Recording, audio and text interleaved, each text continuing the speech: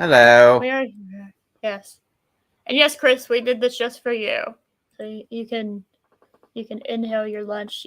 We waited until you finished your lunch because we're Aren't just we that nice. considerate? We definitely weren't just like talking in the back. So and waiting for y'all's favorite Twinkie lover. That wasn't what was happening. We were waiting for you, Chris. All right. So Right. yeah, because we're considerate. We're a considerate show. So yay. Yay.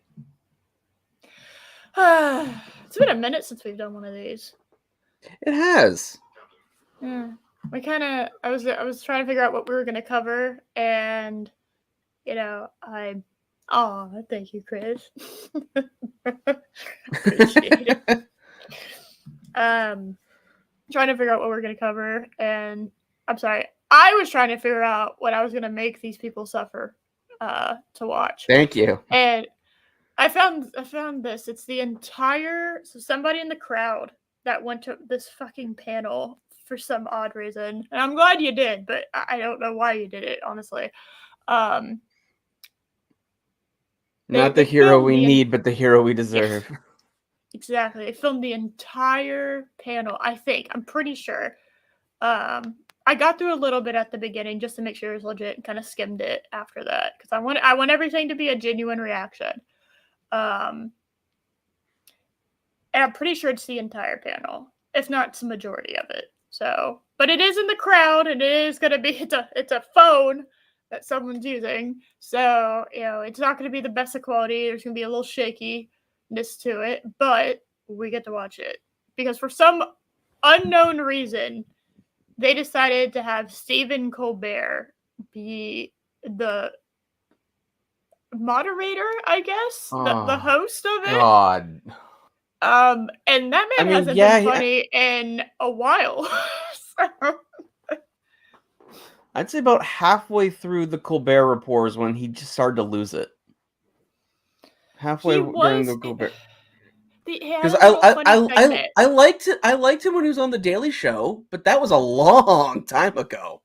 Yeah, I never really watched any late night shows because, quite frankly, when they were at their peak, I was like in middle school / elementary school. I think they kind of started to die off, and I didn't give a shit about politics or anything, any real thing that was going on for the most part. Yeah, when you're in middle school, you're kind of just worried about everything that doesn't matter for the most part. It's true, but that's middle school, so anything that does matter, you don't give a shit about. But I do remember when the 2016 election happened, and he did this thing because there was like 1 billion Republicans running, and he did this really funny segment of like a Hunger Games themed segment. Oh, I remember that. They were all competing. Yeah, that was hilarious to me. Not because I actually really even knew what was happening politically, but he really, really like went over the top. Like he got fake eyebrows and hair, and he like dressed people up and all this shit. Like he sold it really well, and the graphics were good. So every time somebody would pull out, they do like the cannon thing and show like they do like pan up to like a green screen sky, and it would show them like and who they were as if like they died, but they had just pulled out of the race. Like that was funny to me. That was pretty fucking funny to me. And then it stopped being funny when the primaries were over. So basically after that, it was no longer funny because then it was just Hillary versus Trump. And there's nothing funny, really, no, about that. You're just like, how did this happen? What the fuck? What happened here? And yeah, so I feel like that's just politics now. What the fuck? How did we get here? But that's just American politics in general. But I haven't watched him since then because anytime that I see a glimpse of him, it's not funny at all. It just, I really never watched him before, so I didn't know if he was funny then, but I watched him for that segment, and once that was over, that was pretty much it. So, and then, I mean, yeah, anyway. Like I said, I liked Colbert about halfway through I would say the Colbert Report is when he kind of started to lose for me. It's like, you're just doing the same a variation of the same gag every single time now. Yeah. And now he's awful. All late night guys awful. Are horrible. Kimmel's the worst. I think Kimmel's the worst. I don't know. I saw what was that one guy? He went to Apple TV.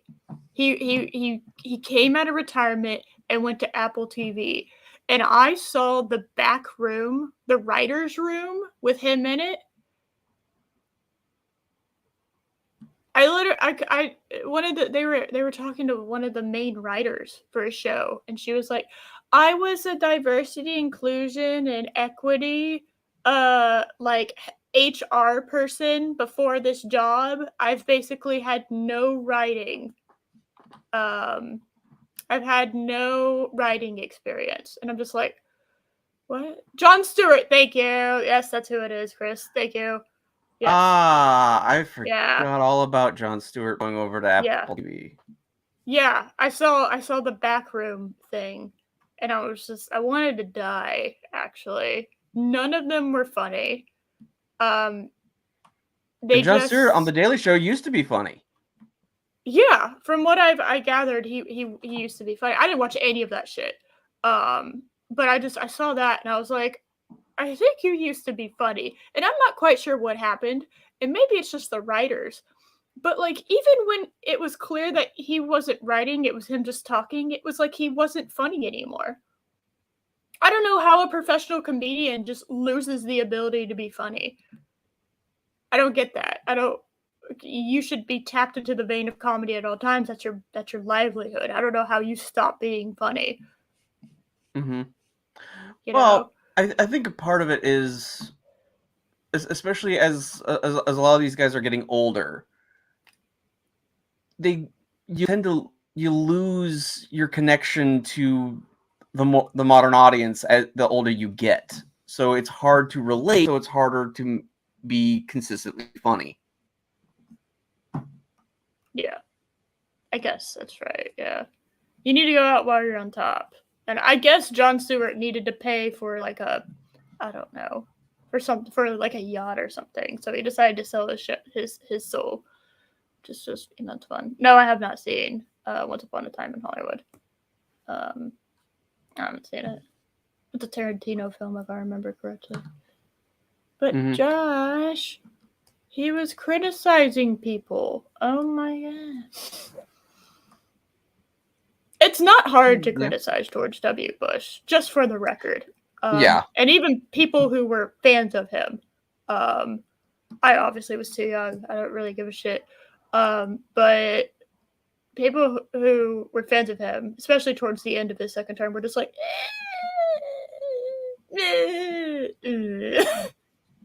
so called into question. That happens a lot with two-term presidents. So they get to the end of their second term and they kind of stop giving a shit because they don't have to like worry about your vote anymore. So, that happens quite a bit. More often than you would hope that it would happen, unfortunately. Yeah. They're just anti-establishment. Exactly. It was supposed to be anti-establishment. That was kind of the point, I think. It was like a big name talking for the people, right? Mm-hmm.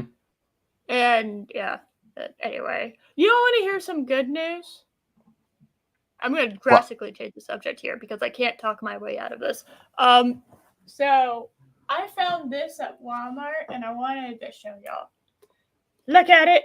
I know y'all don't give a shit about Pops for the most part, but I am very selective when it comes to Pops. And this one caught my eye. Look at it. Hold on. Oh dear fuck. There's a lot of glare on there.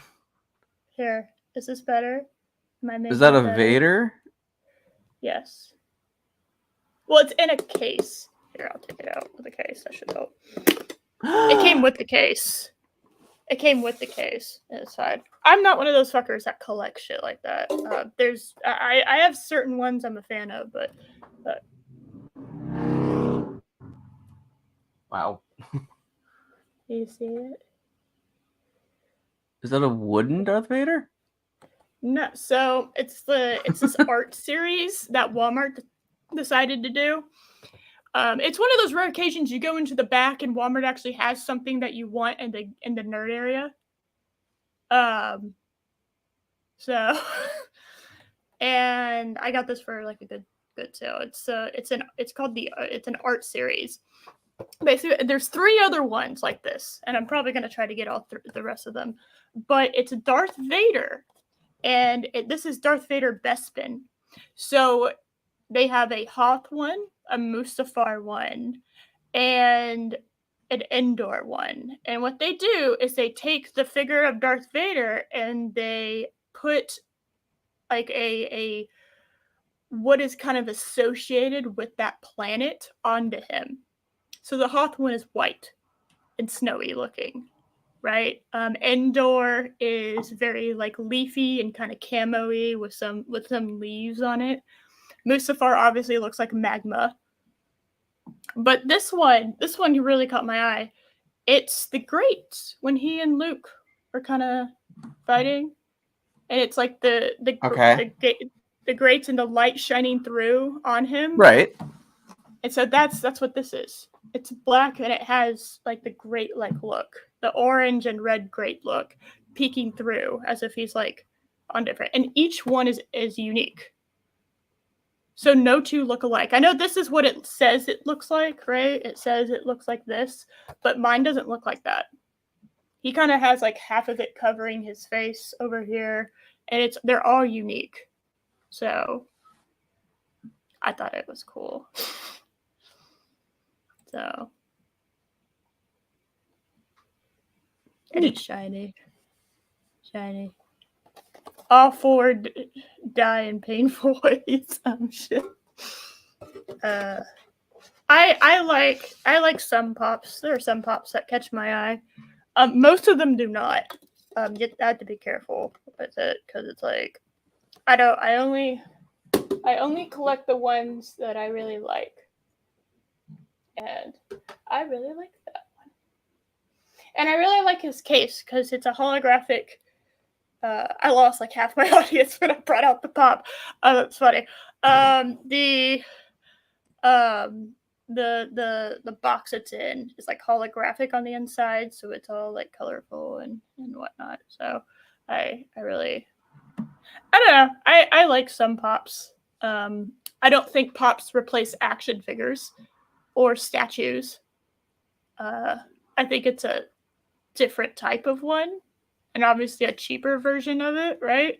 But if I had to pick between a pop and a statue, I would pick a statue.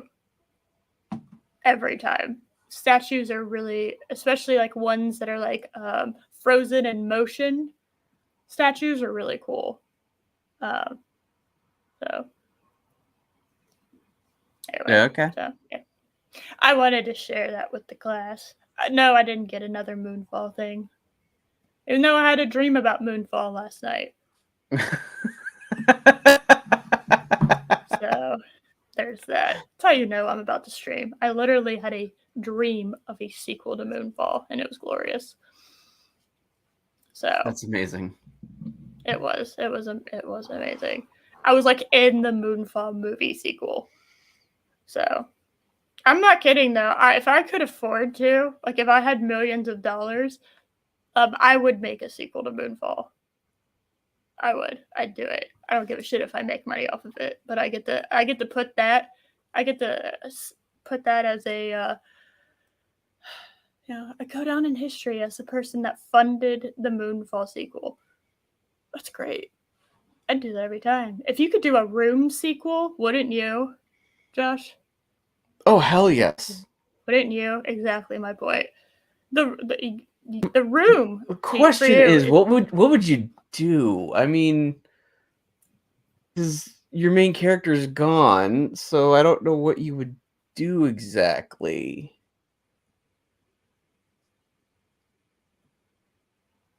It's just Tommy Wiseau just screaming. No. Lisa and whatever the guy, Mark. Hi, Mark. Hi, Mark. They reconcile and get back together, and Johnny is haunting them. It's a ghost story. Oh my god, I need Force Ghosts. Tommy Wiseau. Yes. Yes. Yes. You just hear, like, you know, they start making out. Lisa and Mark start making out, or what they call making out. It's really whatever it's gross. And you just hear, like, Tommy in the background. You're tearing me apart, Lisa. Just hear it in this echoey ghost voice. It broke my heart. I haven't even gotten to the good shit yet. It's alright. Yeah, no. It was great. You're tearing me apart, Lisa, from a certain point of view. Yes. But I do not have a secret Elsa Pop Museum. I have... Well, it's been combined with Loki's. So, Optimus Prime, a couple Punishers, Cobra Commander. We found a black suit with the silver-ass Superman, where he's, like, on the ground, like, about to take off. It's really cool. Obviously, we have, like, 5 Lokis. That should be nobody's surprise. An Odin, a Thor. I have a Hela, obviously. And then I have a Madam Hela, and she's like a what if, like Elseworld version. I can't remember what she's supposed to be the combination of, but I love Hela to death, so I got it. A Wonder Woman. I got a Batman. The Selena Kyle. I am blanking on her name. The one. No, Catwoman. Yeah, but like that one Selena Kyle I like.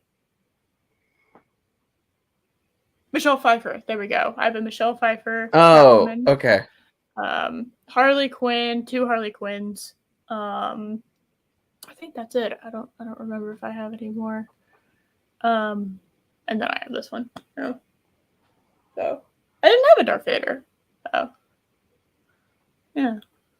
They have a really cool there's one, and it's stupid expensive, so I doubt I'll ever get it, because I don't feel the need to ever pay for like $100 for a pop, because I can spend that much on a cooler statue, you know? That just doesn't make any sense to me. But if I was able to get like a decent price, and when I say decent, I mean reasonable, because it's a pop. There's a Loki out there that has a glow-in-the-dark Tesseract that he's holding. And I am a sucker for the glow-in-the-dark things. So it's one of my... Color changing and glow-in-the-dark are like some of my weaknesses. I love glow-in-the-dark shit. So anyway, that's some good news. And I'm trying for y'all, because man, this is gonna be cringe, and you know it, and I know it, and Josh knows it, and so we're trying to like get you to just sit down on this rooftop. You don't need to go to the edge quite yet, but just sit down with us, and we'll endure this together. Okay? Yay! Yeah. So I think that's the only thing I've gotten. Yeah. I think that's it. Oh, I did get that cool V for... There was a sale going on, and I got a cool 4K V for Vendetta box set. And it has if y'all know anything about V for Vendetta, you know the little prison that he was in that had the V because he was number 5, and it was in Roman numerals, so it had the V on it. So it's like here, see if I can do this without knocking everything over. So there's a box. I'm not going to open it, but it has the box is his prison cell. So kind of looks like it. Yeah. Right? Yeah. I thought that was pretty cool. So anyway, that's the only that's Showtime with Eris. I don't usually buy things. Well, not for myself anyway. I like to.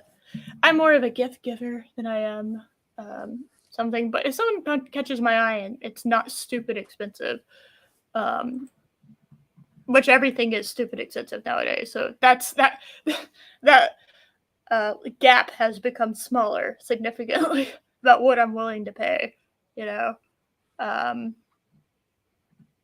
And of course, everything's gone up in price because everyone bought everything because they were bored out of their fucking mind during the pandemic. So, that's fine. You have to reboot. Brave? What is Brave? Is that a tab? I honestly don't know. Interesting. All right. Well, I have bored y'all. Browser. Oh, there's a browser? Huh, interesting. Fascinating. Okay. Well, I have bored y'all to tears for long enough. And Ryan, by the way, Ryan, if you're still here, I don't know if you are or not, but you're the reason I'm on camera. So it's all your fucking fault that I had to get dressed and shit. Because you were saying last week how you missed me being on camera. So I'm on camera for you. So yeah. Aww. Feels special. I definitely wasn't planning on doing that anyway, but you know what? You can feel special for it. Oh, and you had the audacity while I was gone last week to say that I was being a responsible adult, and that's just offensive to me. I had the audacity to pin that as my pinned comment too. I saw that. Yeah.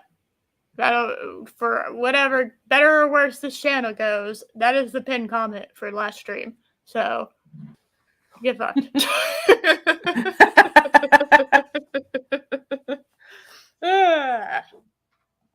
You being on camera? All right, I did it for.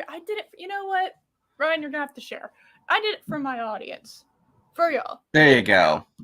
And I did it for also. I love this shirt, and I forgot I had it. So.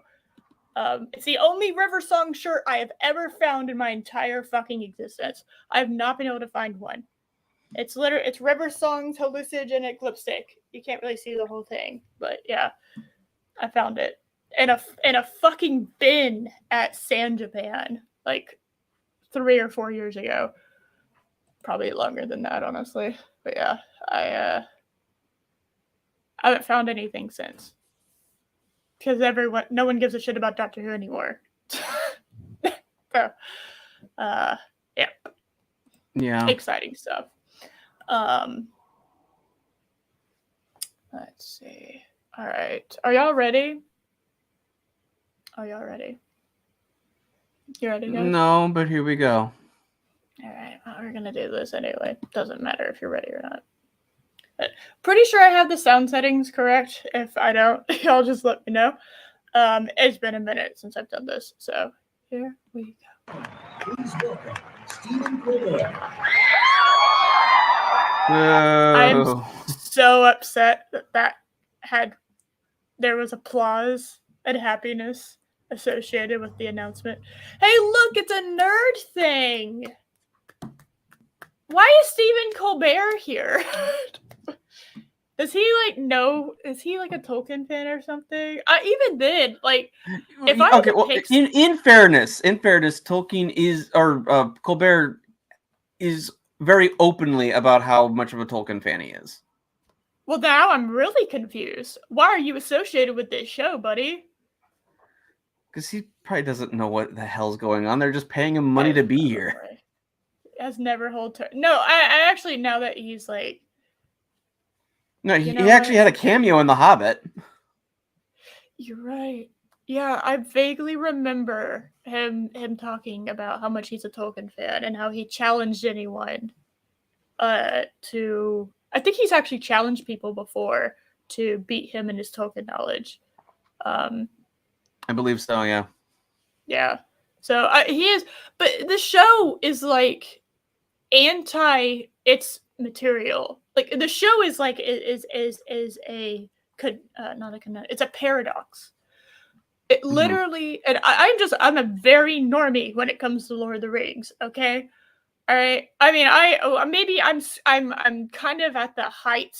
I'm towards the top of the norminess, because I've seen all the extended editions. So I think that kind of grants me a little bit more credit than most normies. But I still consider myself a Tolkien normie because I know what hardcore Tolkien fans are like, and I would not dare to not associate myself with them, but I know I don't know enough. Like, I haven't read the books yet. I know my place, okay? I understand. I like The Lord of the Rings. And I enjoy watching them. You know, they're fun. They're good movies. They're long as fuck, though. But they're really good. They're solid, good movies. Yeah, I would consider myself a normie, but even I know that the era that they're trying to portray is an era they do not have the rights to the material, the actual Tolkien material for. So nothing about this makes sense. The Rings of Power, they literally do not have the rights to show, talk about, have anything to do with the guy that literally made the rings, which I thought is what this show was going to be about. I thought it was going to be like the making of the rings and kind of all about that because it's called the Rings of Power. That would just make sense. Yeah, I mean, that'd be like that House of Dragon show that's going to come out being about the Lannisters. Like, I'm sorry? It's called the House of Dragon. Is it not about the Targaryens? You know? Like, at least, it even Game of Thrones at least did that, okay? They at least made it about the fucking Targaryens. The Rings of Power doesn't even have that to talk about.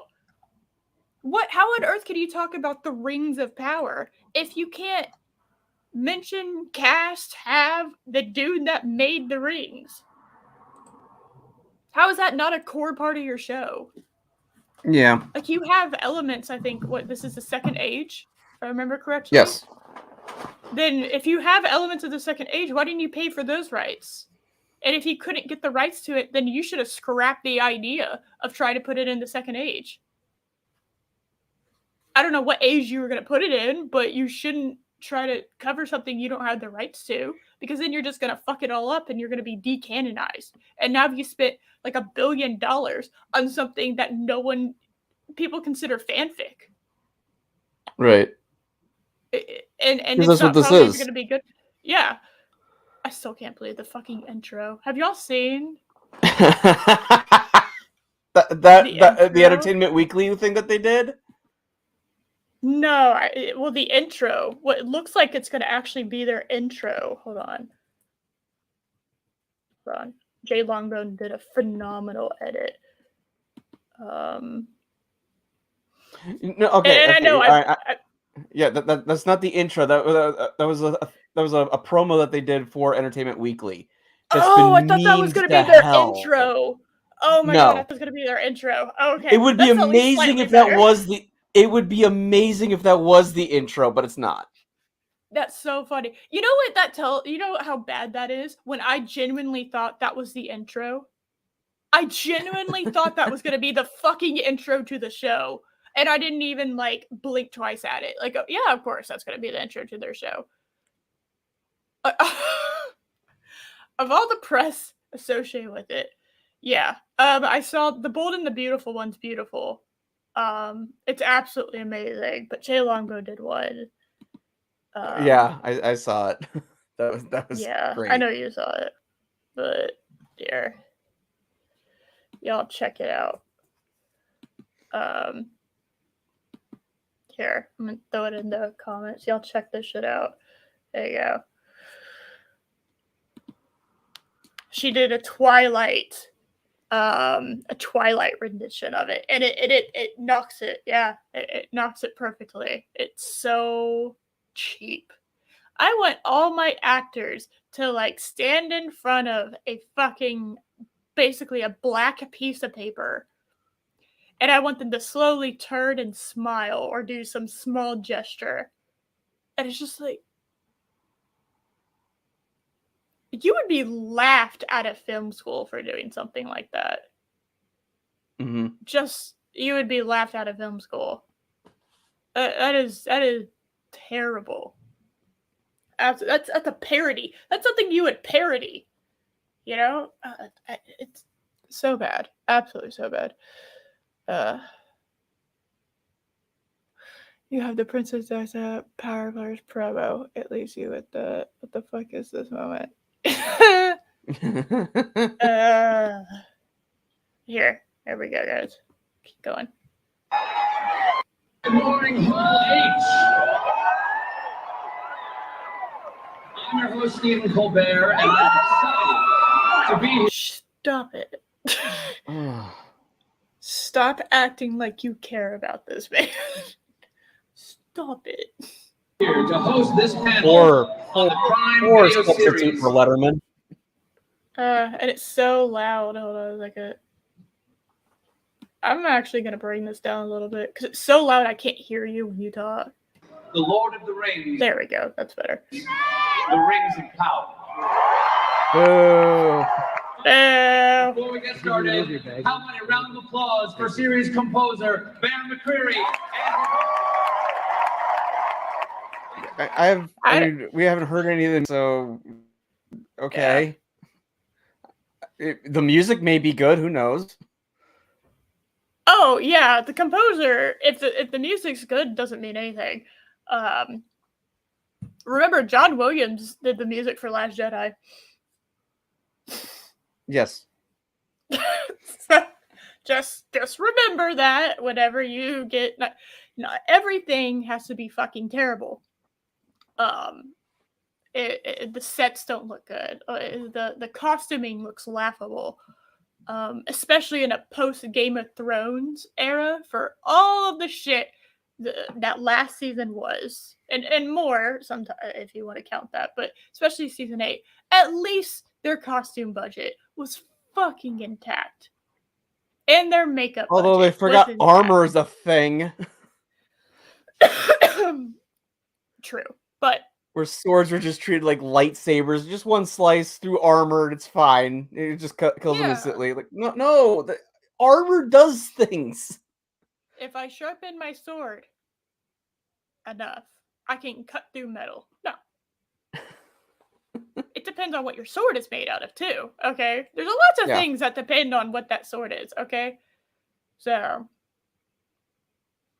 I mean, I could make a sword. In the first season, if you remember, Sir Jory, in the very first season, he challenges one of the Carls, one of the Carls, and because he's wearing armor, he just like literally takes the side impact, traps his sword, and then kills him.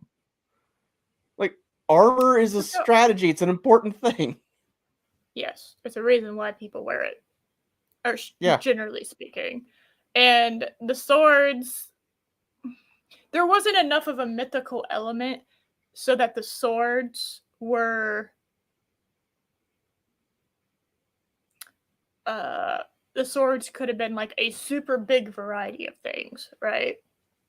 So like, I don't know, if you're playing Diablo 3 and you get your very first fucking weapon, right? And it is absolute shit. But by the time that you're like Paragon 1000 on level 70, your sword definitely can cut through armor. Like it definitely can. but you've leveled up to such a high degree, and your sword is so kick-ass that, assuming you're still using a sword at that point, your sword is so kick-ass that you're facing the same enemies. The armor, for the most part, hasn't changed that much, right? But the defense has gone up, but the armor, you can cut through it, is basically what I'm saying. But that's because your sword is like mythical levels of insane. Like you get a primal ancient sword. That thing can cut through anything. It's the best version of that weapon. But you can never. But in like Lord of the Rings, and particularly in Game of Thrones, they had some mythical weapons, but it wasn't to the degree that it would just slice through like metal armor like butter. No. Right? So it's you got to establish certain things going in, and once something has been established, if you go back on it later, you look like an idiot. So what does it matter about established things? Who gives a shit about established things? Josh? It's racist. Yeah, it is. Out of all things art. And I don't think most of you would be here today if you didn't share that passion and a deep curiosity of how the artists we will meet today will, over the next 5 seasons, take us all into the cataclysmic. Wow, 5 seasons. Are you kidding me? They have 5 seasons? No, they oh yeah, Amazon's already confirmed this is going to go for 5 seasons. That's so funny. Events of the Second Age. It's too big. It's too expensive. They have to continue it, even how bad, even if it does really poorly and it gets panned and everything. They have to make it because they've already spent so much. My Amazon Prime's going to go up for the next 5 years exponentially. Isn't that exciting? Probably. Was one of the rings when I was around 12 years old. My friend Keith Sark. I was instantly absorbed by this world. I remember lying on the couch one day and I was reading The Two Towers. I was in the chapter of the Uruk Eye. And at one point I suddenly sat bolt upright, gasping for breath, because I realized that I had been holding my breath for the last 2 pages. Because reading Tolkien is swimming in deep water. I've now read the trilogy innumerable times. I lost count around 50. And 46 years later, I am still discovering new things about it and from it. And here, I just want to take a moment to give a very grateful hat tip to the Tolkien professor, Corey Olsen. I'm now on episode 178 of his Exploring the Lord of the Rings podcast, which is a page-by-page and sometimes word-by-word exploration of the story. I'm about 300 hours into his lecture series, and we haven't quite made it through the Council of Elrond. And honestly, I think he's going way too fast. Okay, why didn't we get that guy? Yeah, I'd much rather prefer that guy. I've never even heard of him before. What? It's not magical in any way. Yeah, that's my point. Yeah.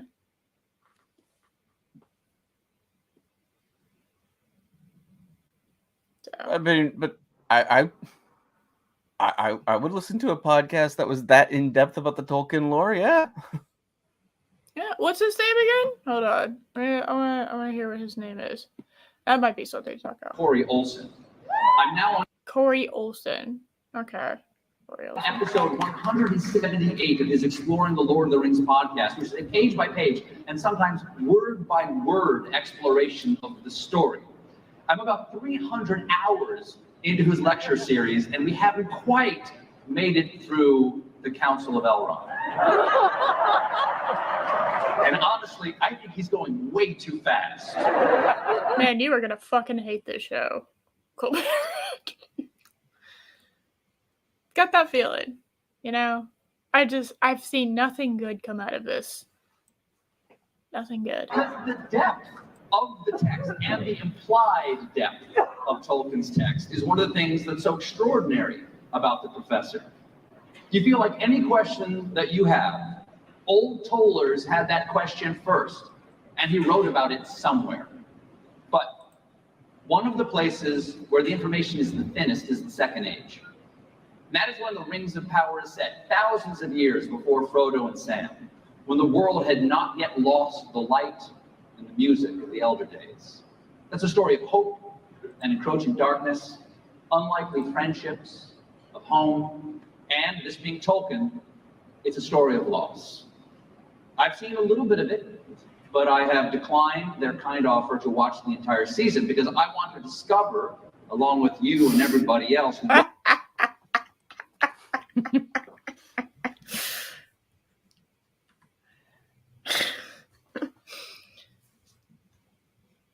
Are you sure that was the fucking reason, Colbert? Are you sure? I don't believe you. Yeah. Some people don't consider the Silmarillion. That thing. They don't. Yes, the Silmarillion to be canon because didn't his son finish it because he died before he finished it? So it's not true Tolkien to some people. I mean, his father. I mean, Christopher Tolkien wrote a little, I think, for the Silmarillion, but I think it's mostly his dad. Yeah. But what we do know is they don't have the rights to the Silmarillion. Yeah, that was what I was talking about earlier. That's that's kind of a huge problem. So it's like they can't tell much about what happened in the Second Age because they don't have the rights to most of the stories that happen in the Second Age. So it's fan fiction. Yeah. 5 seasons of bad fanfic is basically what it's going to end up being. Yes. And maybe we'll be surprised. Maybe we'll be so fucking surprised. Maybe it'll be good. It's just every time I see something new about this series, the chance gets smaller. Yeah. I don't really have faith in it. And I'm at the point where new media has to sell me for me to give a shit about it, right? I'm there too. Yeah. You have to work. You used to be able to easily get me, right? It says Star Trek, I'm in. It says Star Wars or Doctor Who, I'm there, right? Those days are done for me. Those days have been gone for a while. I actually was shit-talking Top Gun Maverick before it came out because I was like, what are the chances that 30 years in the future when nobody gives a shit anymore, right? And this is just obviously a cash grab. I couldn't give a fuck less about it. And I ended up seeing it. And you know what? I actually like it. I like Top Gun Maverick better than the original. So, I was surprised. I was very surprised. I was like, huh, interesting. Okay. You know, it sold me. Mm-hmm. It sold me on itself, and it won me over. Even going in, negative as could be. You can do that. That is a thing. If you have a good product, you can do that. So amazing how that works. If it's good, people will appreciate it. Yeah. It's like regardless of what they go against all odds, if this show is actually good, even if this is clearly just all fan fiction, well executed, I will say it's good. Mm-hmm. But I don't have any confidence whatsoever that they'll be able to not break any of the characters that Tolkien has described. I mean, Galadriel in full battle armor, like no, I can't take. It's like that. That's not her. Yeah, I described this to Loki. This is basically how I view it, right? I love Kate Blanchett. In fact, I don't know who doesn't. Everyone loves her, right? her as Galadriel, I don't know what she's supposed to be like in the books, but that was perfect casting. And I didn't read the books, and I thought she was perfectly cast. Powerful, feminine, elegant, basically could just hand your ass to you, and still look great doing it, right?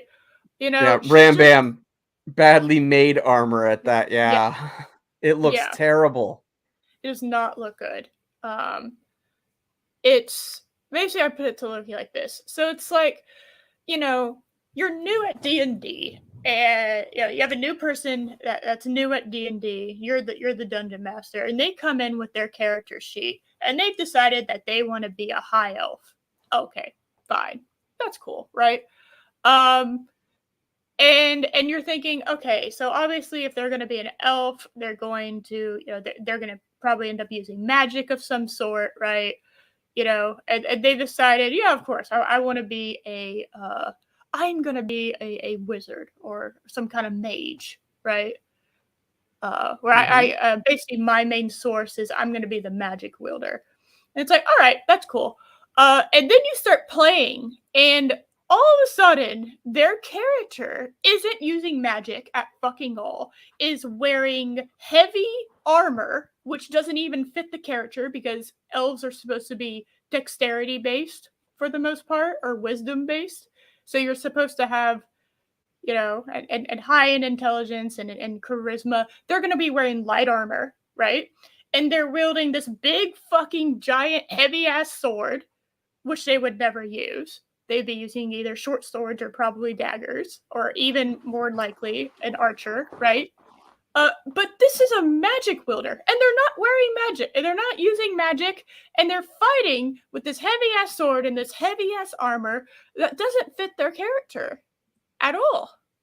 You're just like, okay, I guess you don't understand that you didn't read the character. You didn't read the book, right? You didn't get the fucking starter guide book and read it, because it literally says that you're not supposed to do that. Like in there, it tells you what kind of armor and shit you can do.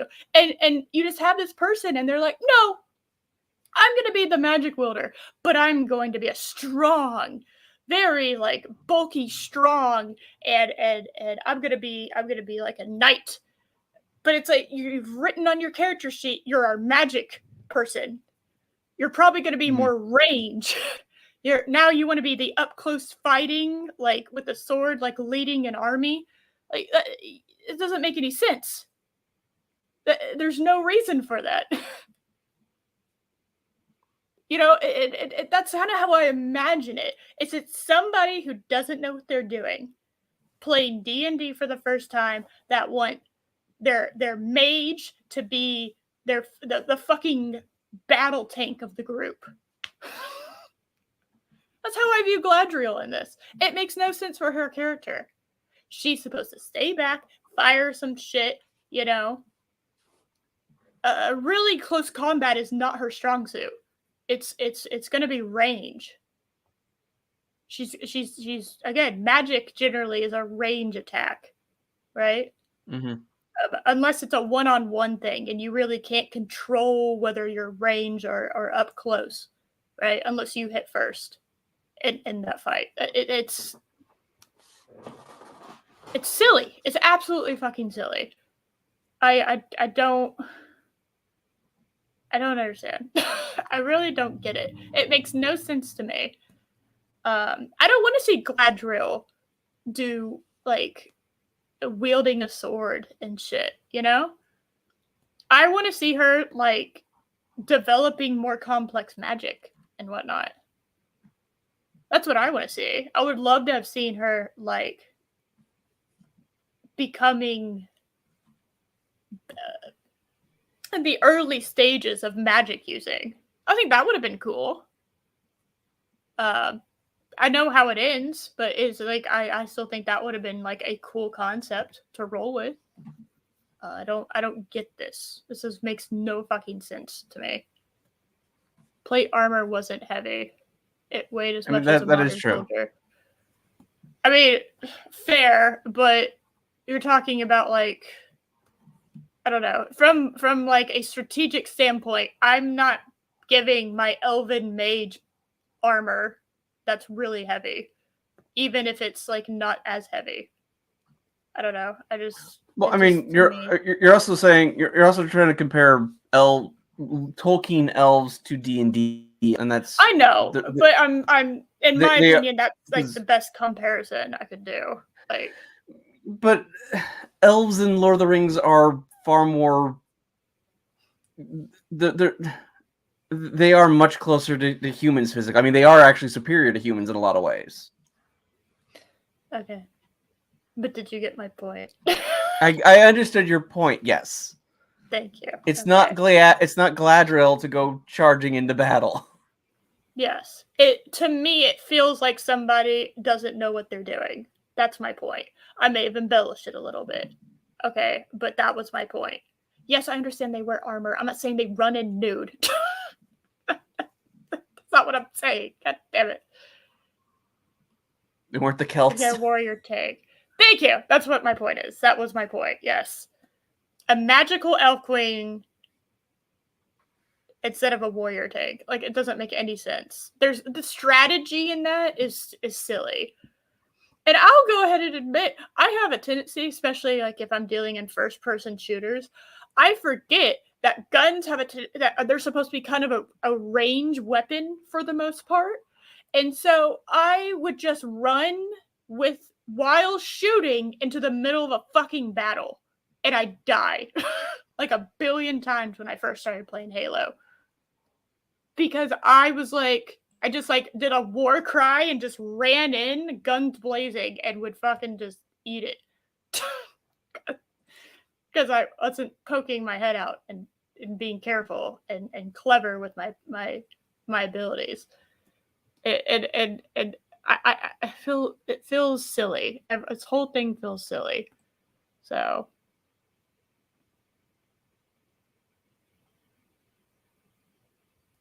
anyway.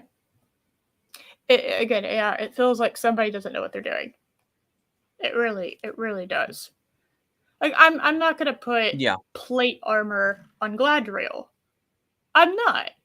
Regardless of its weight. I'm not gonna put plate armor on Galadriel. I'm gonna put something else on her. Right? Light, I want it light, sturdy, durable. I don't want it to look like she's wrapped up in a fucking, metal ball, right? She's supposed to be an elf queen. Yes. Did I miss the part where she got that title relinquished? I guess I don't know what she was doing in the Second Age, but like, even if she had to be a princess at some point if she's a queen. So why, I understand the rebel aspect, but you can do that, but keep her like elegant in a way, Oh yeah. Silly. I don't want to see Galadriel go through puberty. What part of that known story are going to be told, and how that implied world is explored. Who here has a copy of The Lord of the Rings on their bookshelf? I have one on my bookshelf.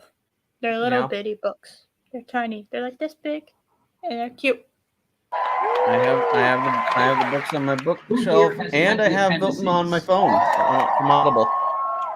Okay, who here is lying about having read the appendices? I have never read them. I'm fine. You probably know this, but for those who don't, the appendices are where most of the unique source material for the Rings of Power series comes from, and they were very important to Tolkien. He wanted to appendices. Hold on, I need explanation. So at the end of Lord of the Rings, there's the appendices, which are all these letters that tells like the various backstories to things as well, like other little stories that Tolkien came up with and couldn't figure out a place to put them in the book, essentially. They have the rights to that as well, and frankly, I mean, there's like a whole like thesis paper from Mary about his theories as to why the Shire has the best pipeweed. You can't really tell us. You can't really make a TV series based on that. So the they can use from the appendices is so minuscule. I'm not sure what they're doing. So they have the rights to like the fun facts book of Tolkien.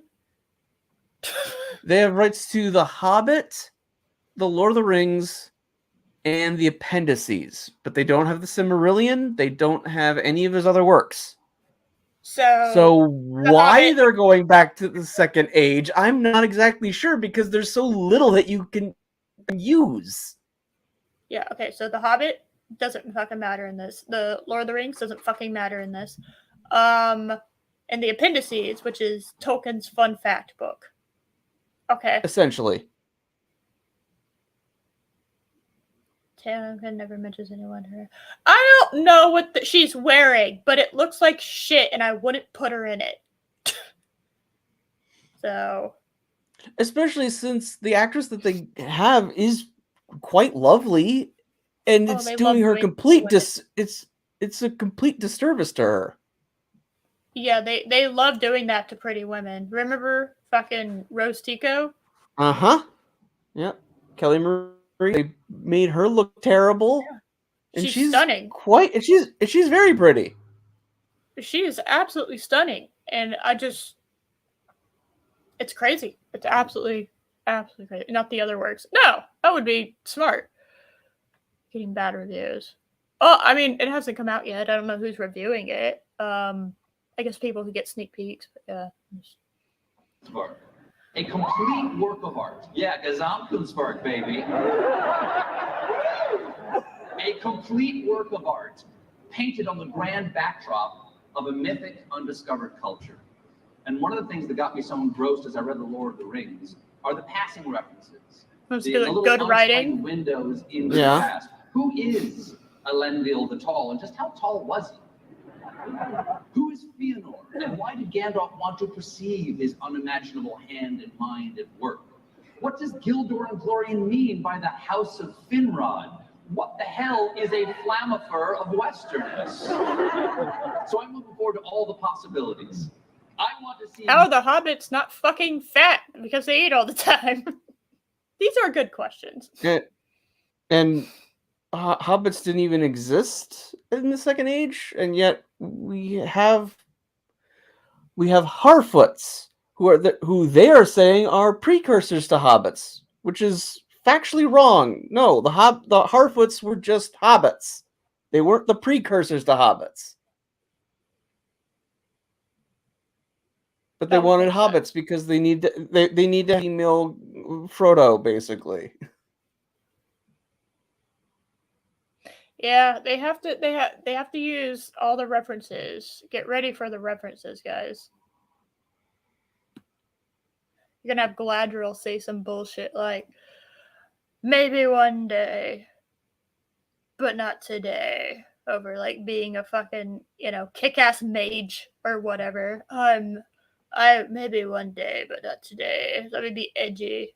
Bleh. Edgelord Galadriel. No, that's what I wanted. That's what I fucking wanted. See more before the fall. Will we, in the next 5 seasons, get to see the doors of Durin being made by Narvi and Celeborn? I guarantee you, everything that you want from this series, you're not gonna get. Because Callum Brimbro doesn't even exist in this show. Oh shit, she's 6'4". She a big bitch. Yeah. Holy crap. She tall. They were in Middle Earth yet. They were residing towards the east. Yeah, that's something else that I guess my brain never really considered. Middle Earth is like a continent, right? Yes. It's not the planet. Yes. It's like, this takes place in Europe, right? It's not... Basically, yes. But not the whole Earth. So, yeah, that's something else. You could do that. You could explore other areas of Middle Earth. That might be interesting. That's also hard. It takes work and creativity. Yeah. Too many good streams. Oh my god.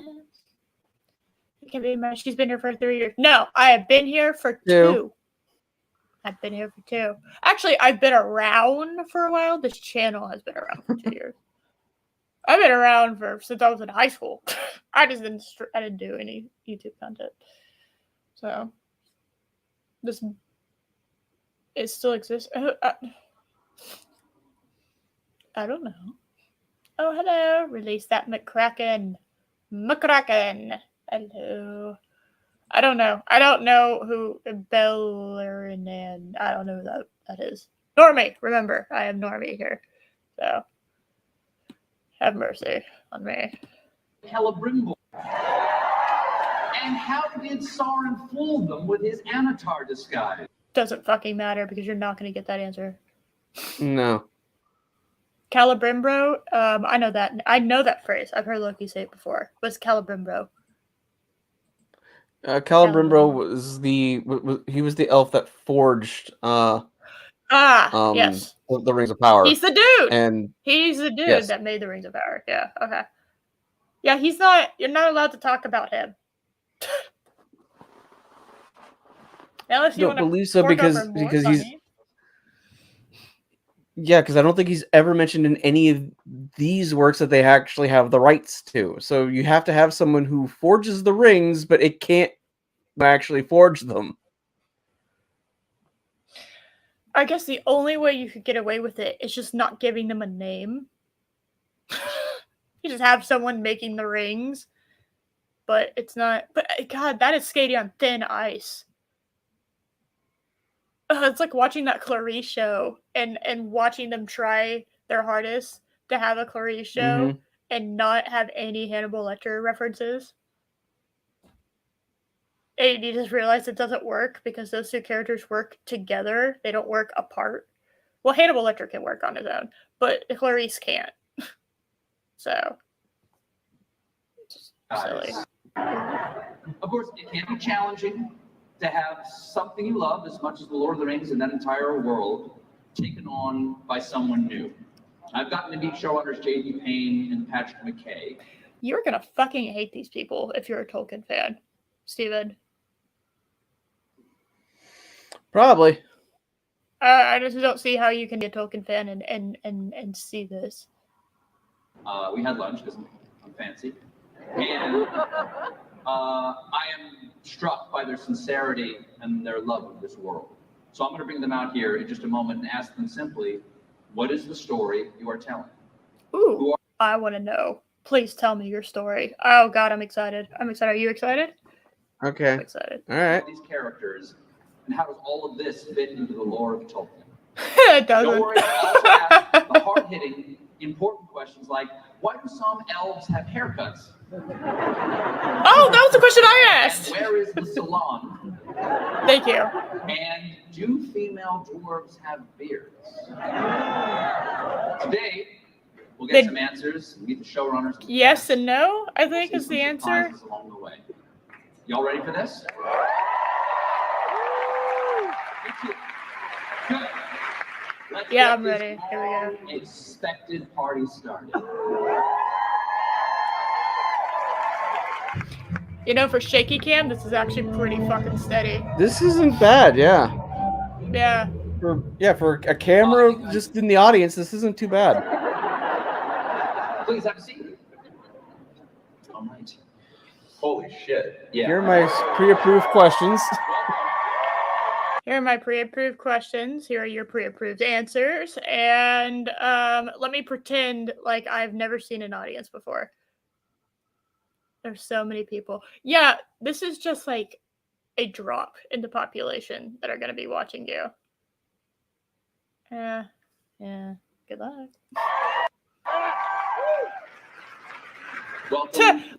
Look how close they all are. And then she's just like fucking off over here. Like, damn.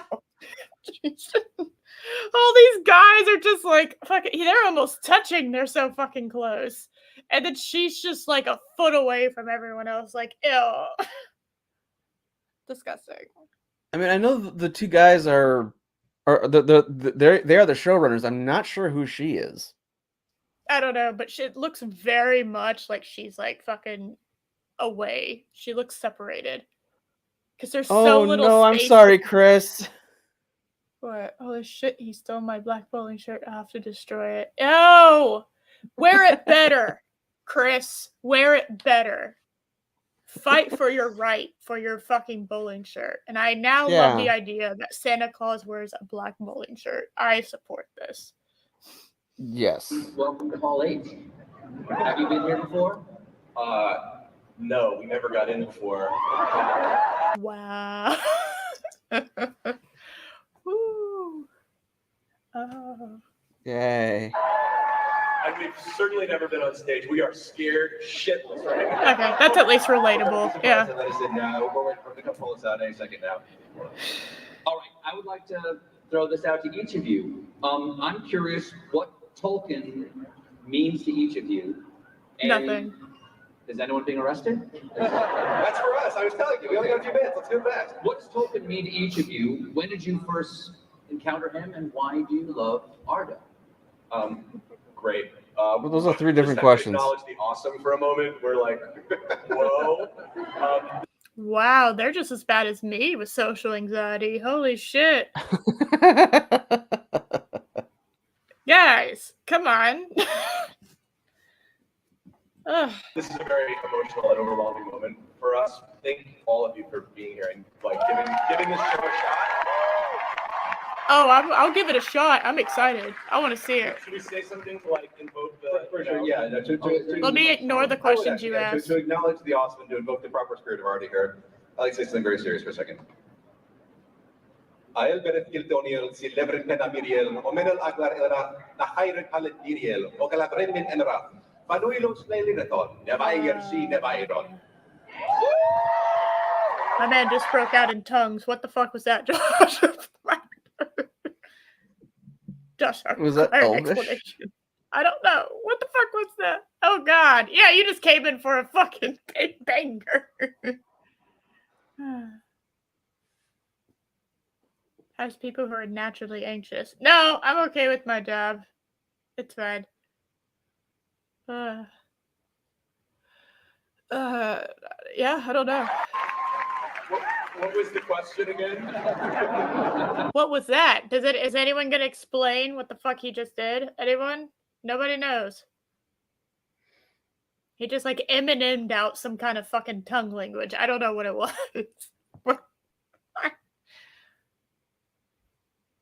Oh, I guess that...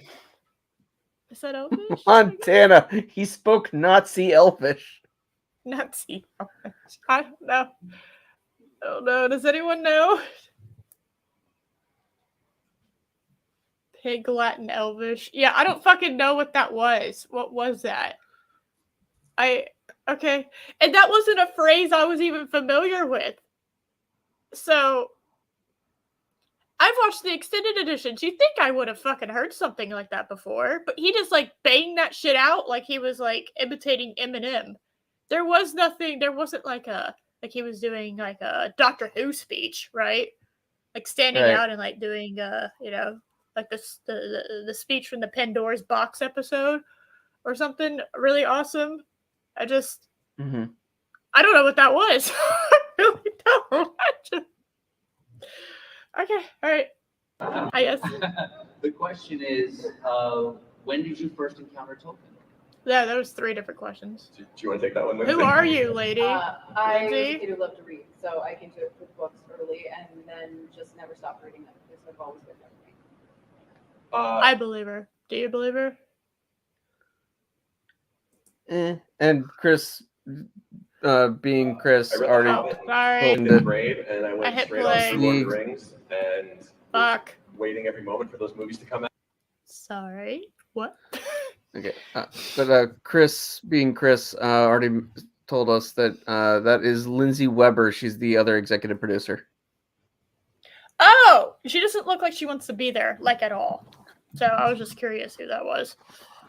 So, all right. When did you first get introduced to Tolkien? She read the books. Now I'm very confused about how you got associated with this show. When did you first encounter Tolkien? Okay, hold on. Do you want to take that one, Lindsay? I was a kid who loved to read, so I came to it with books early and then just never stopped reading them because they've always been there for me. All right, so I was also a kid that loved to read, and I never got to Lord of the Rings. I read the fuck out of Harry Potter, though. So, yeah, whatever, I guess. I read The Hobbit in 5th grade, and I went straight on through Lord of the Rings, and was waiting every moment for those movies to come out, and have done the deep dive, and we really, really, really love this material in this world.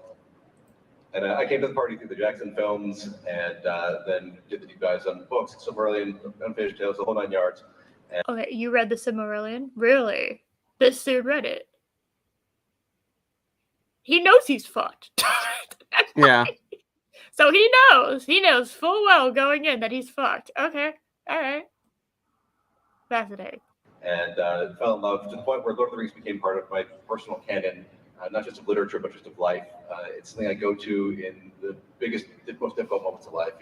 Tolkien makes its way into eulogies for loved ones who have died.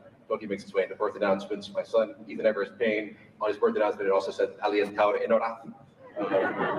Tolkien speaks the language of the soul, and it's there for us in those moments. It's a really rare thing for an author or a director or anyone making collective art to truly create an optimistic work of art, and that's really something to be valued, and that's what this is. Because so often it becomes like Hallmark year, Saccharin, and Lord of the Rings is not that. It's born of pain and struggle and evil and. Okay, hold on. I'm now very confused. He just said that this is like going to be a very optimistic work, but pain and suffering and this series is scheduled to end with basically the fall of men, because Isildur fails and doesn't destroy the ring when he has the opportunity to. Yeah, this ends badly. We saw how it ends in the fucking Fellowship movie. Yeah? Yeah. Right? Like, we saw how that ends. Now, they do defeat him, but holy shit. There was a big cost to them defeating him. Ultimately, Sauron is defeated, but it's through a lot of long shots. I mean, it is Hail Mary after. It's basically like the last, 2 minutes of the game is nothing but Hail Marys. Okay, From what I've gathered, that's all they did was Hail Mary it, and somehow they did it. And if they did it, if they tried it again, it would never fucking work. It was like this impossible. It was this impossible feat that they somehow managed to do it. And it was a big deal. Yeah, 3,000 years later, they defeated him. Well, that's what they're saying, though, right? That's what this is technically. If they're talking about Sauron and they're doing 5 seasons, I mean, what? Well, how are they going to end this? If not, then to have Sauron defeated. How else would you end this? You know what I mean? Yeah. I don't know. That's the obvious ending, but now you pointed out it's like 3,000 years. Yeah, I don't know how they're going to do this, honestly. It was just a fucking mystery box full of who knows. Yeah, especially since,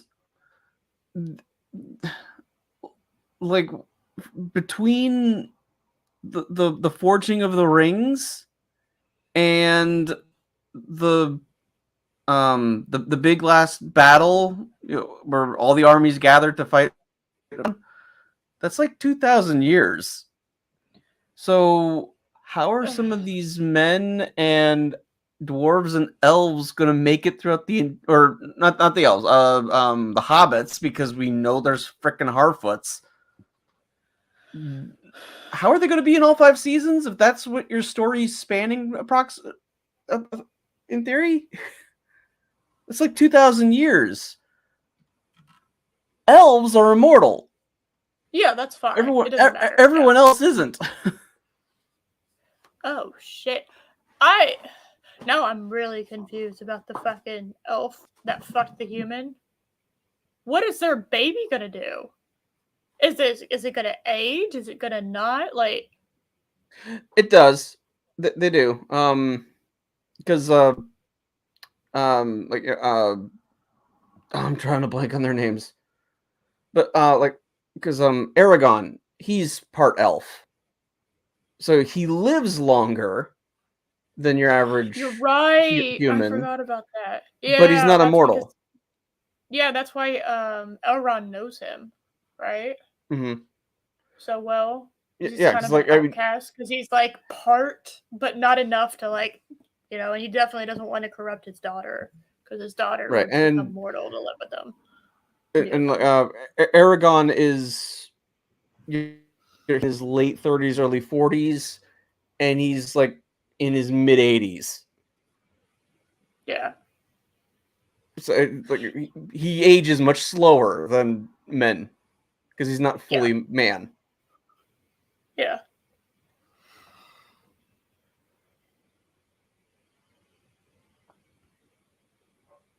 Oh. Well, I think we know the end of our friend that's in this. Oh dear. I just thought there wasn't any black or brown, like really anybody, because it was kind of based in medieval Europe. And if we wanted that, we would go to a different part of the world, kind of like what they did in Game of Thrones, which I thought was clever. Like in Game of Thrones, there was other worlds because we didn't have what we have today, obviously, where it's like anyone can live anywhere. It's a fucking ordeal to move. And then you look different than anybody else, and you have different cultures, and you probably speak a different language. It is an ordeal to move and like assimilate and whatnot. It's just, there really isn't. I'm just making a bad joke. I thought that was the fucking thing. I thought you were being real. That's funny. Oh, they could do that in this too. Honestly, I wouldn't be shocked. Okay, so I was right. Okay, cool. You were making a joke. I'm sorry. Numenorian. Thank you, Ram Bam. Thank you. Yeah, Numenorian. That's what I was trying to think of. Necronomicon. No. Okay. That was supposed to be a joke. Sorry. That was terrible. They didn't want it. They wanted to reflect mod. Okay. Well, the problem is there's lots of problems. Okay. Whatever. Anyway.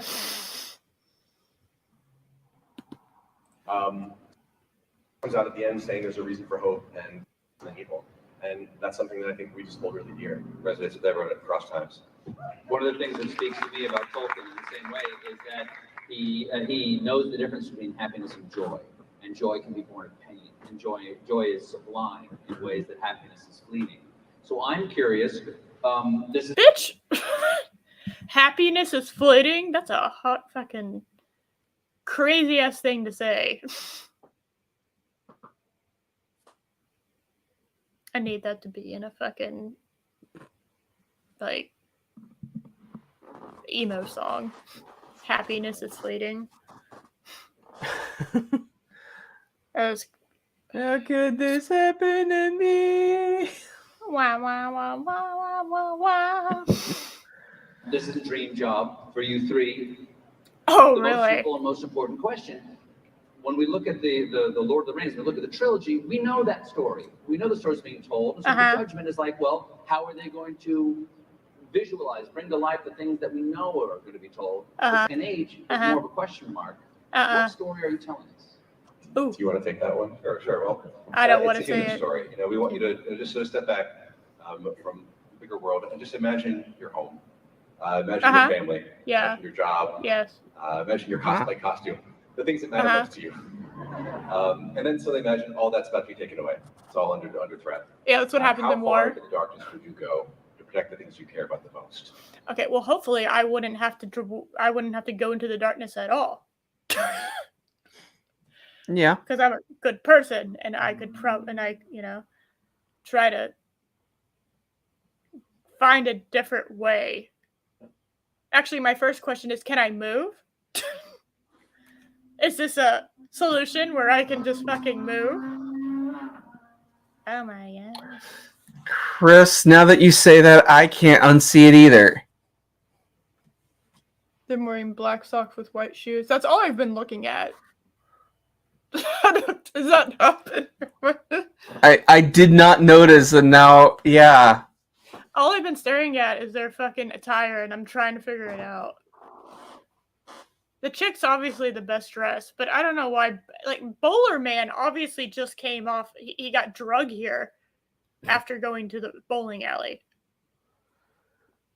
I also just noticed Colbert's wearing brown socks with a black suit. Why? All right, who dressed these people? Well, he's fine for the most part, this dude, except for his socks. But I think his socks are tan, so it kind of matches. But he's wearing a fucking undershirt that he wore to bed.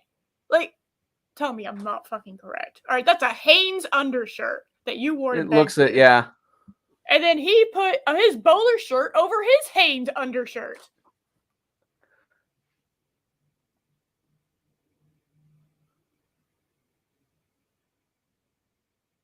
And then these green pants do not match what you're wearing. No. No, she's the best dressed, I think. Yes. Yeah, she's the best dressed. Even though I'm 98% sure that she does not want to be here and wants to go home and just doesn't give a shit. So. That's what the story's about. So we want to reintroduce Middle Earth. We're thousands of years before the Third Age. The societies and kingdoms and peoples are very different. The world is in a different state. And, Gandalf says in The Shadow of the Past, as you and the Tolkien professor, hi Corey, know well, he says, after a defeat and a respite, the shadow grows again in a new form, roughly. And that's what the story is He is nervous as fuck. Yes, he is. This dude in the middle, this dude's more relaxed. She doesn't want to be here, and this dude's about to have a fucking mental breakdown. Holy hell. Starting to think Colbert doesn't want to be here either, honestly. Stories about this season. It's about reintroducing this world and the return of evil. Was this always going to be a story of the Second Age when you first went in, sort of pitch your vision and how the story would be told? Was it always going to be? So wait, what did he say this was supposed to be about? What was the answer to that question? Optimism. It's about gearing up for war and optimism.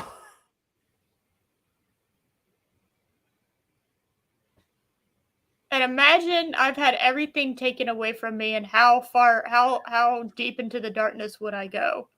That's not what happened with the rings. The rings were given as like a gift, and then they corrupted. That's not what happened. How much do you want to bet that the fucking dwarf bitch is she's gonna be the only like good one? How much do you want to bet? Her and her fucking golden dandruff crown.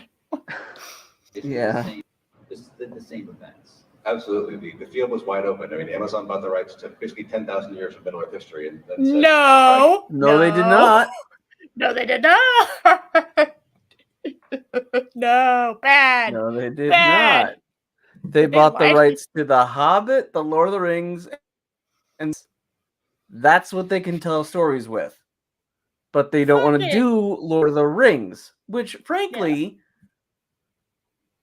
Peter Jackson had to cut out of the books.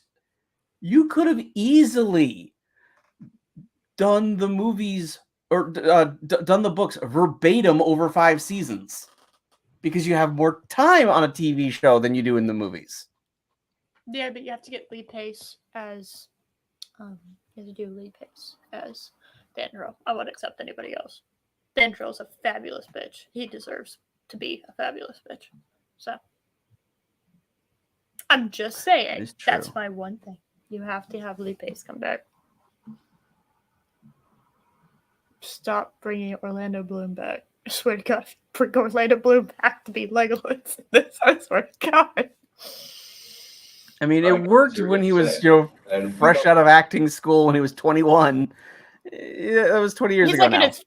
Yeah, he's like in his 40s. Early 40s now.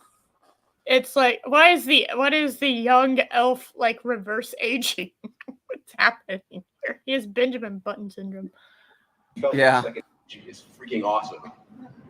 And it's Tolkien's amazing untold story that is so iconic with the forging. Yeah, because he didn't. Well, he did tell it. You're just not going to tell that story, Sauron, right? It's the rise and fall of Tolkien's Atlantis, the greatest kingdom of men ever created, Numenor, and then finally the last alliance of elves and men to come together and defeat Sauron. Well, okay, that's 2,000 years, and you don't have the rights to any of it.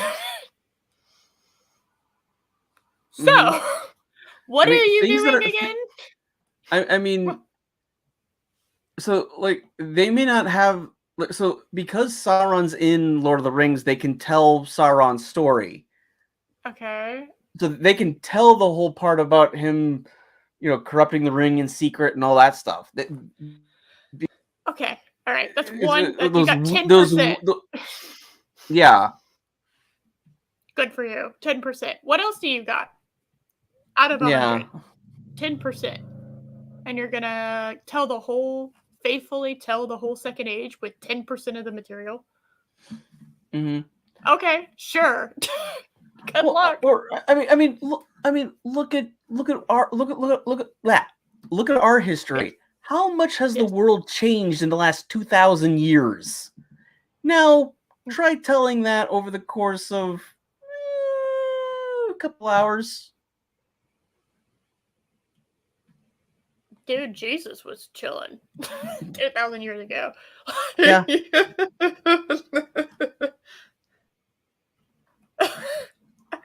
There you go. I was trying to think what happened 2,000 years ago. There you go. There's my fucking pitch. So, really, Chris? I thought they had the rights to the Lord of the Rings. Hold on a second. Who has the rights to Lord of the Rings? Yes. Middle Earth Enterprises. Okay, that's not at all what I fucking wanted. Who has the rights? Sedan Company. Tolkien Estate. Does Warner Bros. Still owe?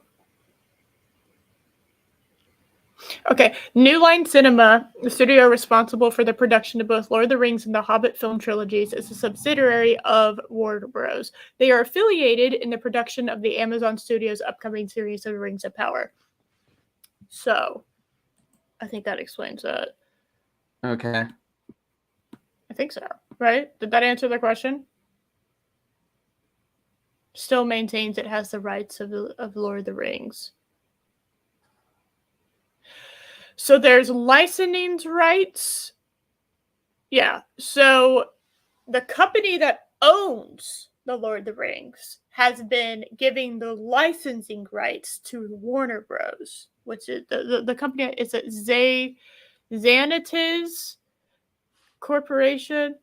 That Middle Earth Enterprises, formerly known as Tolkien Enterprises, is a trade name for a division of the Saul Xanatiz Company located in Berkeley, California. The company owns worldwide exclusive rights to certain elements of J.R.R. Tolkien's two most famous, The Hobbit and The Lord of the Rings. They own rights to it, and they license it out to Warner Bros. Or New Line Cinema, which is a subsidiary of Warner Bros. And I bet they've been working with Amazon to make this. That's what Google has told me. Okay.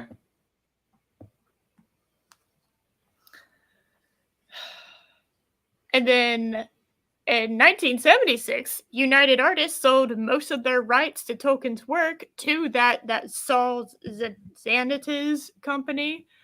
But the United Artists still retain the world distribution rights to the film adaptations. So, to say the rights are complicated is a bit of an understatement. There's like 5 fucking things involved in the rights of just the movies, and it looks like I haven't even gotten into the Tolkien estate shit yet. But It looks like, just from what I've Googled, and to be fair, I didn't really do any deep dive into it, but it looks like Amazon doesn't have the rights to them, but the company that does have the rights to them is working with them. So that's kind of what it looks like. It's interesting, because now I'm kind of confused on how this became an Amazon exclusive if Warner Bros. Is involved. Surely Warner Bros. Wanted a slice of it. Maybe they just accepted that it wasn't going to make any money.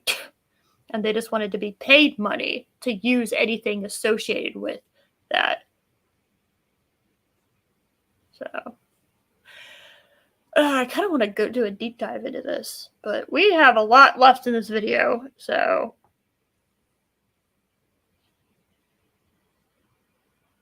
yeah, it'd be interesting. Rights are weird. The intellectual rights to like a property get really complicated. Yes, very complicated. That was just like the very surface level that I found on the first page of Google. Not that anyone would ever visit the second page of Google, but just it's already super complicated, and I just scratched the surface. So, like the book rights, tokens work. Then so tokens other works. You have the book rights. You have the film rights. You have the rights to just like the idea of certain things. It's all very fucking complicated. Yes. God, I'm kind of starting to see now where all the fucking money went that Amazon spent, because it definitely didn't go into the important shit. Oh, and then the ring survives, so you can continue to enjoy another age. But that story struck us as one that could really live up to and match the grandeur of what we knew the canvas was going to be. Because it's going to be a 50-hour story from the beginning. So if we're going to tell 50 hours of story, we want to really make it worth it. Just as fans and as viewers and lovers of Middle Earth and Tolkien, we didn't want to do like a side thing or a spin-off or like the origin story of something else. Like we wanted to find a huge Tolkienian mega epic. Ooh, the balls on these people, huh? The balls on these people. Amazon were wonderfully crazy enough to say yes, let's do that. And other guys like fucking Bezos, Bezos. Let us make the show we want to make. I doubt it. I really doubt it. But well, you feel free. Said that the second age is amazing. What is if you have one? Do you have a favorite? I'll say canonical event. Things that Wow. I'm told. Wow. So fucking passive aggressive. Oh, he hates this show. I just fucking realized he hates this show.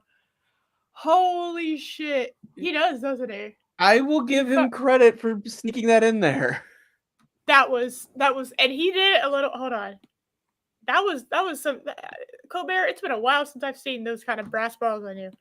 What is if you have one, do you have a favorite, I'll say canonical event? That was fucking smart. That was fucking so good. I'll say canonical. I mean, right there, indicating I don't consider what you're doing canonical. Yeah. That's why he didn't continue watching it. See, I've been watching Westworld. I didn't take a break from Star Trek, and obviously, Voyager's my next one, and But I finished the first season of Westworld. Absolutely some of the best television out there. I'm in the middle of season 2. It's not as good as season 1, but it's okay. I have some problems with. I've never seen Westworld. I've heard it's good. The character. Season 1 is phenomenal. I will, and season 2 is all right at the moment. I've heard season 3 is absolute trash, but I don't. But I love season 1. You should watch season 1. It's really fun. It's really good. It draws you in, and it's absolutely amazing. Has Anthony Hopkins in it, which was a selling point for me personally, because that's my favorite actor. And I've seen what people can do when they give a shit about what they're doing. There's little details that, and I don't want to give anything away because you haven't seen it, but there's little details that I appreciate because they have to do very time period specific things, and the way that they kind of blend it and just kind of bring you in, and it's amazing. It really is. It's absolutely amazing. It's great storytelling. Season 1. Season 2's okay at the moment, but I don't know how you'd beat season 1. Season 1 is just like lightning in a bottle. I don't know how you'd beat it, but I like season 2 at the moment. It's just, and Game of Thrones was so good, you know, and they had a really big budget. Westworld is HBO, so that kind of explains why they had a bigger budget. And I look at Rings of Power and I like to see cheap. It really gives me cheap vibes. Like, I have seen cosplayers. I fucking saw this War Machine cosplayer have a fucking helmet that folded out mechanically when he wanted it to. All right? Like it does in the fucking movies. Lit up and everything. Fully fucking... Not fully operational, obviously, because, like, the guns and shit. But, like, the mask was fully operational. And it opened up exactly like, you know... I've seen some really amazing cosplays. You know, we had that Darth Vader I met at ICC-Con, right? Had a voice changer so that everything he said was him talking as Vader, right? And whenever he breathed, it would reflect and make the Darth Vader sound. It was amazing. Like, yeah, you probably spent a couple grand on that, but it looked and it was so, it was like the character literally like walked off the screen and was now interacting with people. And I don't see that. I see very little like B movie. I see B movie when I see the costumes and shit. And I'm not I the sets and probably the grandiose spectacle of it all is probably going to look amazing. I don't doubt that. In fact, I will be shocked if it doesn't look amazing. Because that is one of the easiest things to nail, right? The set design. But the costuming should have been just as easy to nail. It's the writing and the storytelling that's kind of the little bit more difficult part. And I don't know how they fucking failed that. But they did. And I'm just... Uh-oh. You upset Montana. I did. I had a blasphemer in the writer Discord server. Don't curse the good name. Girl, I love me a good B movie, okay? I fucking love B movies. That's one of my favorite things to watch. When I'm sick, I love watching me a fucking terrible disaster movie or a terrible monster movie of some sort. I love B movies. Fucking B movies are the best shit. But, I mean, it's just like, you know, Army of Darkness gave more of a shit about their costuming than this fucking thing does. So yeah, you're right. I shouldn't associate this costuming with B movies, because B movies, for the most part, actually do somewhat give a shit. Yeah, I love them. They're so good. So, anyway. That, you know, that is in the text of Tolkien from the Second Age that is your favorite moment. So I love this moment that he talks about where Sauron has forged the One Ring in order. Then he... Did he error out? Sauron forged the One Ring to... And? That was weird. You know, puts it on his finger, and he invokes... That's what rings do. The ring poem. And his words and power are felt across the world. And the elves instantly perceive they've been had. What is... How do you say, oh shit, in Elvish? Oops. Quenya or Sindarin? If Celebrimbor, so it would be Quenya. We have it backstage. We should bring... JD, what's your moment? For me, it's actually more of a sort of like notice how little the chick talked. It's the downfall of Numenor. Yep. Watching this kingdom in which there's this factionalization that these groups that are pulling apart the vibrant Numenorian society. It seems it's so timely. Not for just for our culture, but for any culture around the world. We see all these divisions happening, and tragedy can be so deeply cathartic for us to experience and see what are the hopes. Thought this was supposed to be an optimistic thing. Yeah. I'm getting worried. You were lying to me. You wouldn't do what are the that. mistakes they make? Why did things go wrong?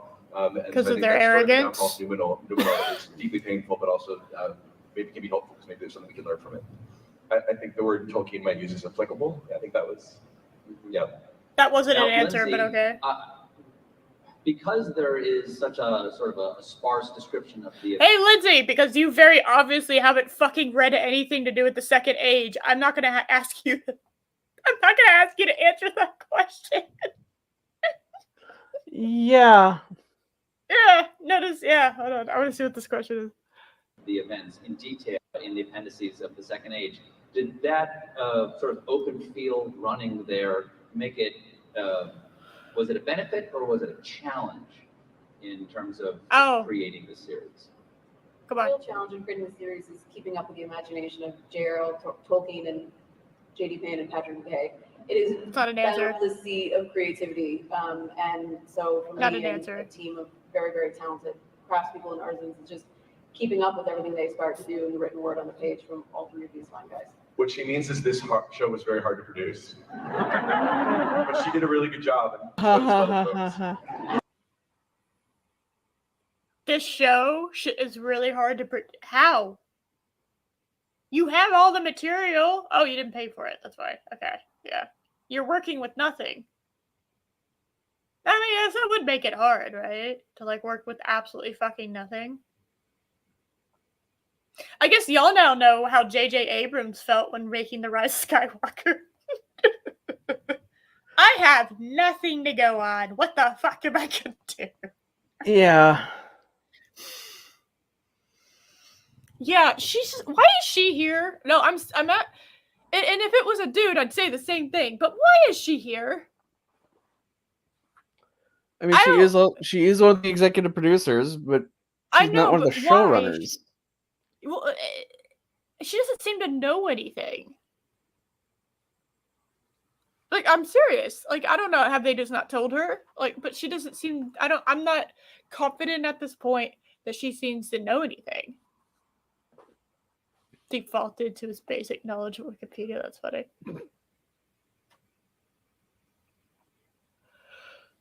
Yeah, I'm kind of fucking confused, honestly. I'm a bit confused.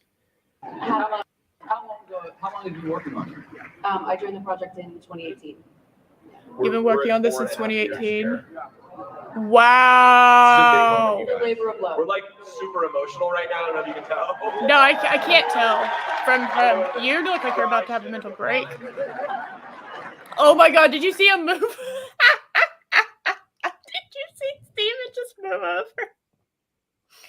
He's like, yeah, I don't want to be associated. I did not actually.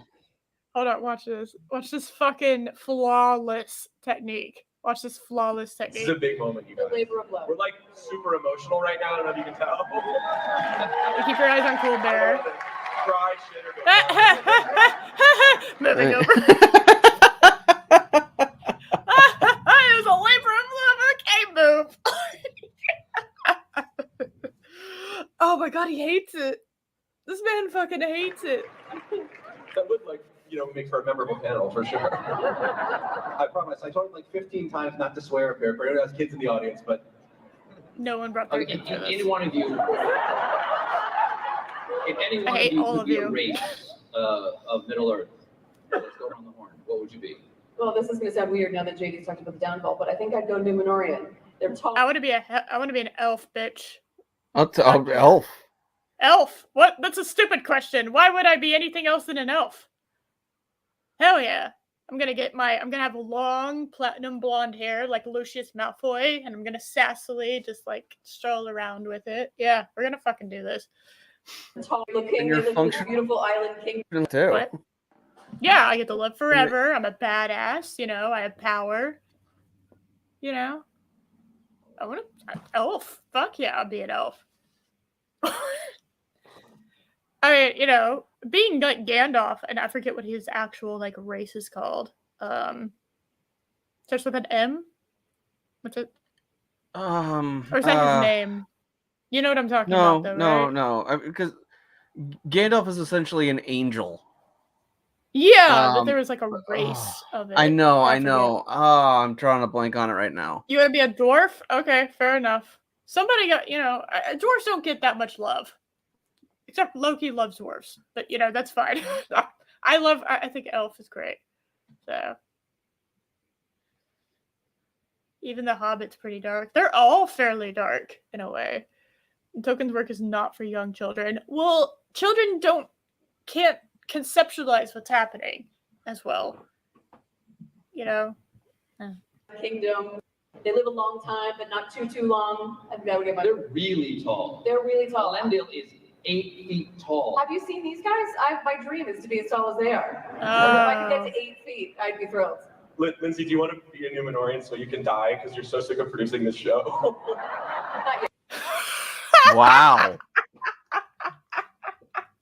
My dude in the middle is just fucking spilling tea because he's so fucking nervous. Holy shit. Oh my god. Not yet. Season 3. Yeah. Not yet? Is that what she said? Sorry, I paused. I had like a weird time. My dream is to be as tall as they are. If I could get to 8 feet, I'd be thrilled. Lindsay, do you want to be a Numenorian so you can die because you're so sick of producing this show? Not yet. Maybe season 3. Yeah. Patrick, let me think about it. you haven't thought about it? Yeah, I thought about it for 2 seconds and thought elf. That's what I did. Elf, obviously. Yeah. Well, and if you're constantly involved in this world, how is that something you don't think about?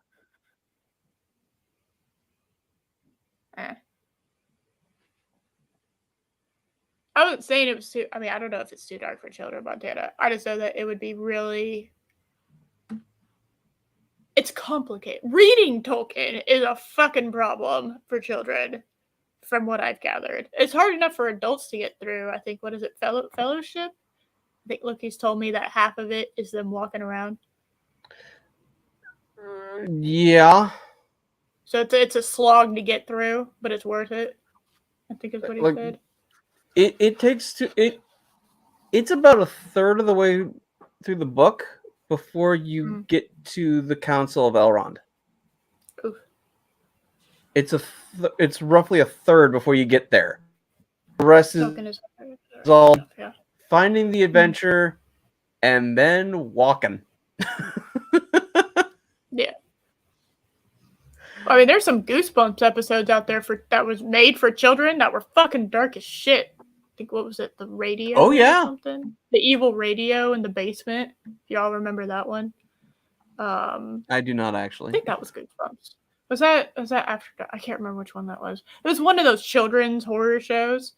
I had nightmares. I read a Goosebumps a book once when I was like in 5th grade, and I had nightmares about it. It was like these werewolves. It fucking freaked me the fuck out. Team vampire for life. Stephen, did you not hear I thought I would want to be? Yeah. We love elves, but we really love dwarves. Dwarves are so awesome too. Oh my god, because there's a black dwarf, and oh my god. Dwarves, often are just a bunch of jokes, and we're gonna take dwarves really seriously. They're a really cool culture with their own mythology, spirituality, history. Yeah, that's what happens when you world build. They have those things. There's cool things to be able to be done with dwarves. So, Middle Dude didn't answer, I want to be a hobbit. Thank you for asking. He hates these people. Look at his fucking face. He hates these people. Look. He fucking hates them. And there's time. Yeah. Stephen, I would have asked, but I didn't want to cut you short. You all just made J.D. Payne's life just like that, the series was canceled. It's God, he accomplished all he was ever hoping to accomplish. I haven't laughed once, I don't think. Sorry. How daunting is it? You said, look at this. How many people are here today? 7,000, 6,500, 7,000? Oh dear fuck! I would have hated to be in there. Hi, fuck off. Thank you guys for being I mean, it's hall. What do they say? Hall is they're in Hall H. I mean, that's the big one. It's fascinating because I would have said about 200 just based on like the applause and the laughter and shit. Because I've been in big panels before. I've been in audiences for big panels, and this gave me like 200 people vibes. I would never have guessed there's 7,000 people in this hall. That's fucking crazy. Yeah, I think he said that they were in Hall H, which that's the big one. So, yeah. Wow. How daunting is it to take on the material secret it is to the legions of Lord of the Rings fans out there? What is the thing that has been most nerve-wracking about tackling?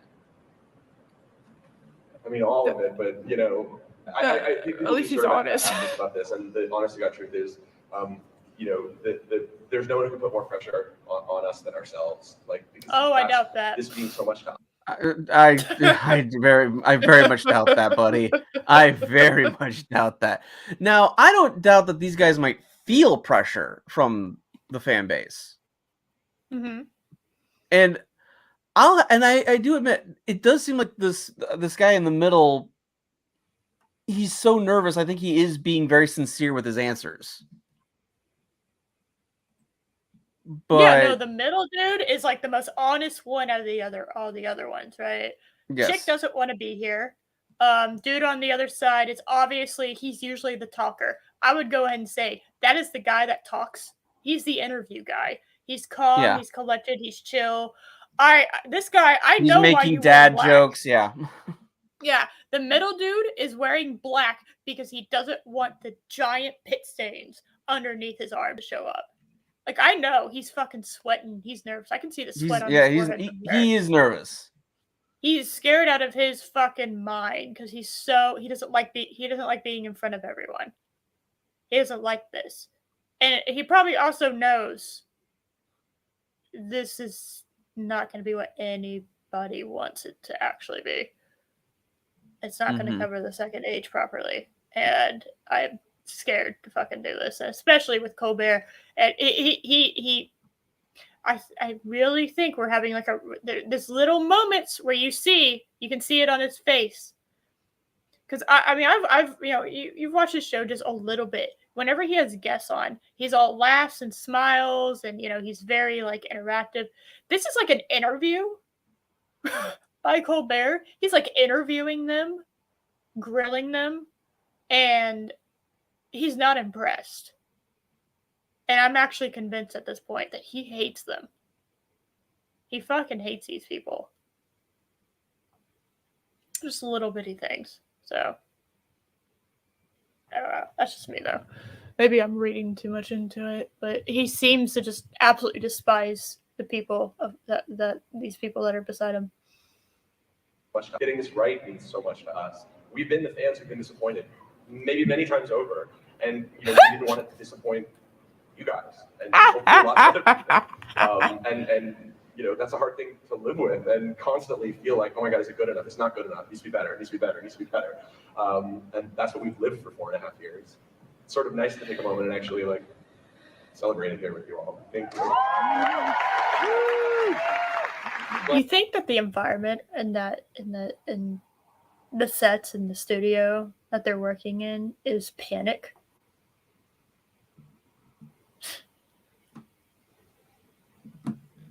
Or you think it's arrogant calm? You know what I mean?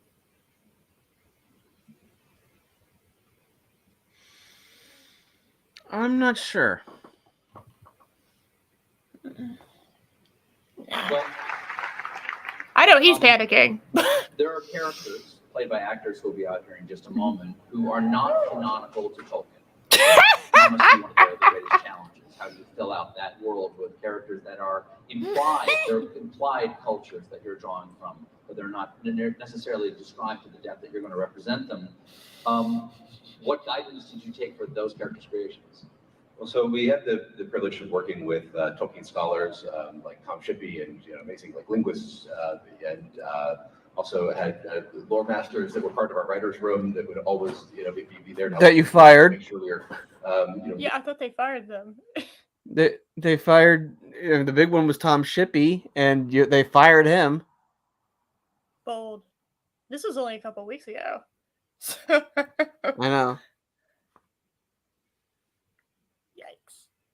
Really both the letter and the Spirit of Legendarium, but Tolkien gave us all these amazing clues about cultures in the Second Age. Concerning hobbits, he gave you a about book. the ancestors of hobbits, where there's Stores, Valahides, and Harfoots. He gives us just a couple. Harfoots are hobbits. So then you take those clues in there and you say, okay, cool. What kind of society would they're not ancestors to hobbits? You say, okay, imagine these sort of migrant. Shh, Josh. He knows what he's doing. He's getting paid to do this. He knows what he's doing.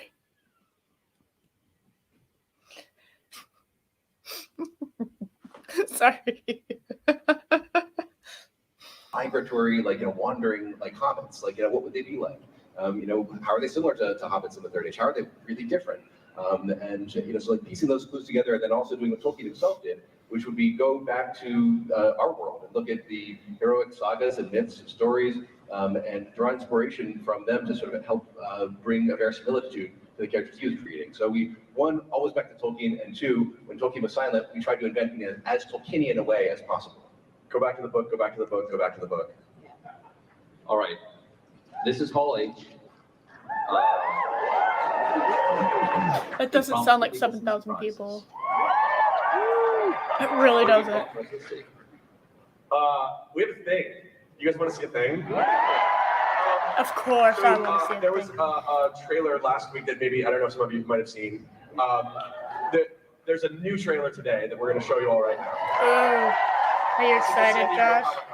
You guys will be the first people to see it. So this is a big Yay. privilege for us to see it with you. Thank you. Let's do it. Jim. Stand up. You didn't show me the trailer. Fuck you. That's fine. We can go watch it at some point. I've probably seen it. So it doesn't matter. Just a couple minutes. God. All right, that's a lot to take in. He keeps moving away from it. You see that? Yeah.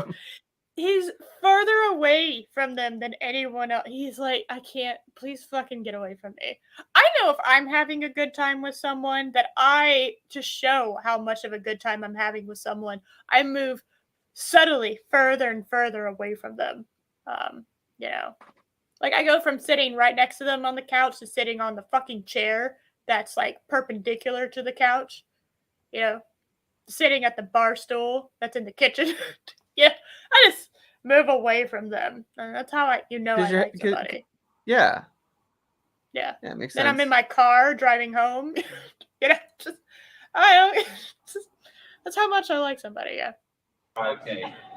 Balrog at the end of that. Or Umayyr. Or a really grumpy dwarf. Okay. Again, that's a lot to digest right there. I don't even know who the hell some of those people are. I assume because they're not in the books. Yeah. You do. Okay. Let's go back to the Balrog for just a second. That's a surprise. Okay. Obviously, we know Durin's Bane. Are there things for your storytelling that have implied depth into the Second Age that actually have events in the Third Age that you move into the Second Age? So back to. Okay. That was a very weird way to put it, but basically it's like, are there things in the Third Age that you've slapped into the Second Age? That's what he was saying, right? It's more. I take it as more of are the things that we see happen in the Third Age? Like, I mean, he specifically mentioned the Balrog. Mm-hmm. Are you going to show how it got there, basically? Okay. There's 2,000 years to cover. I don't know. Little details like that I don't know. Producer Lindsay, you know, if Lindsay, you want to grab? Well, I thought he got stuck. He's midstream. Go on. The second age is so enormously vast and huge that I don't think there's much room for anything from the third age. But you know, maybe somewhere down the road, who knows what can happen. Yeah, good thing we have the rights to the third age. Okay, how did you go about? The images of Numenor are beautiful. Yeah, well, I mean, you would expect nothing less. And my first question is that practical? No. How much of that is CGI and how much of what we see in Numenor is a set that people walked into? Hold on. How about you? All right, what's your bet? Mostly CGI, all CGI, mostly practical, all practical. What is your bet? Take your bets right now. I mean, they did do the whole intro trailer with practical effects, so they're not above doing that thing. Sure. I'm going to do mostly CGI, a little bit of practical. So, like, green screen and a few trees.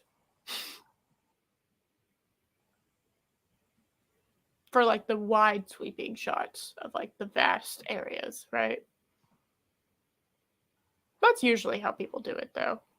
I was just curious what your opinion was. The answer is we built as much as a huge amount of it was in camera. It was the labor of love of thousands and thousands of people, crew members.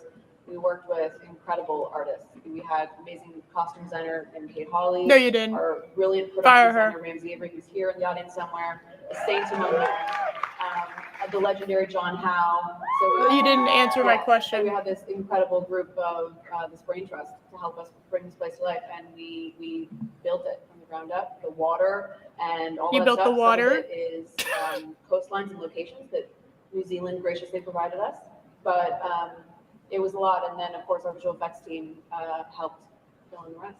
We built an entire city, several blocks, and an entire wharf. It's crazy and enormous, and like something that would be in D.W. Griffith. It was awesome. And the first time you, but the not racist part. The first time you stepped on Numenor, you're like, I'm in Numenor. It's absolutely amazing. It's a huge cast of characters. How did you go about finding the right people for the roles? What were the auditions like, and why did you never call them? There's still time. There's 42 hours of shows still left to shoot, Stephen. But honest God, how many people did you look at? How long did that? I was joking. I don't want to be a part of this. Thousands of people all over the world. You want to talk about it? Yes. Tolkien describes various ages. I think there was the age of the casting process. Yes. It went on for a long, long time. We saw hundreds of people for each role. So somehow managed to get the worst people for the majority of them. But it was amazing. We really had two criteria for every single person who brought into this show. One is they had to be an excellent performer. Oh, so you're going to be with these people for a 50-hour journey. We knew that from the beginning. This was going to be we switched. We moved up. We want people to be able to fall in love with these people and have amazing actors. Then two, you had to be able to look in their eyes and say, do they have Middle Earth in them? And if that didn't have it, actually, this is a better view. They didn't get the part. If they had that special thing, so it's inside them, then that's what we got. So and they all do, and we're really excited. Center it. We're really, really proud of this cast and the work they've done, and we think you're going to. There it is. Hey, we're going to bring out a few other people in just one moment. Rapid fire. Ready? Yes. Why do some elves have short hair? Patrick. So. Rapid fire. Elves, like any race of many, many beings, don't all look the same all the time, especially not over thousands of years. And in the books, it sure felt like that's what Tolkien was saying too. So that's what we. They didn't cut the hair. No. They didn't use their fucking swords to cut each other's hair. Stop. Flat out wrong. Wrong. That was I wanted that question answered. You're just you're. That's what we did. Why? Wow, you just that's it. That's all we got. Okay, yeah, sure. That's not an answer at all, but that's fine. Is there a Hobbit story in the Second Age, JD? Because it's actually not technically a Hobbit story; it's a Harfoot story. Which are hobbits. And so Tolkien doesn't say anything about Harfoots not having done anything amazing in the Second Age. He says that the hobbits before the Third Age didn't do anything impressive. So we felt we had license there to go ahead and tell a good Harfoot story. Lindsay can't. Sorry. No, just quickly, I just want to say, bullshit. It was really important to us from minute one that what makes Tolkien's we're back. unique and special Looking at them is the blend of all of these cultures and what each of them bring to Middle Earth and what each of them represent. Okay, The underdogs which one are we and going the to do, smallest buddy? people being able to do great deeds. We could not imagine a version of this show that didn't have a version of that in some form, and went deep into the text to find it. And we think there's a beautiful, wonderful story there that you guys are really going to love.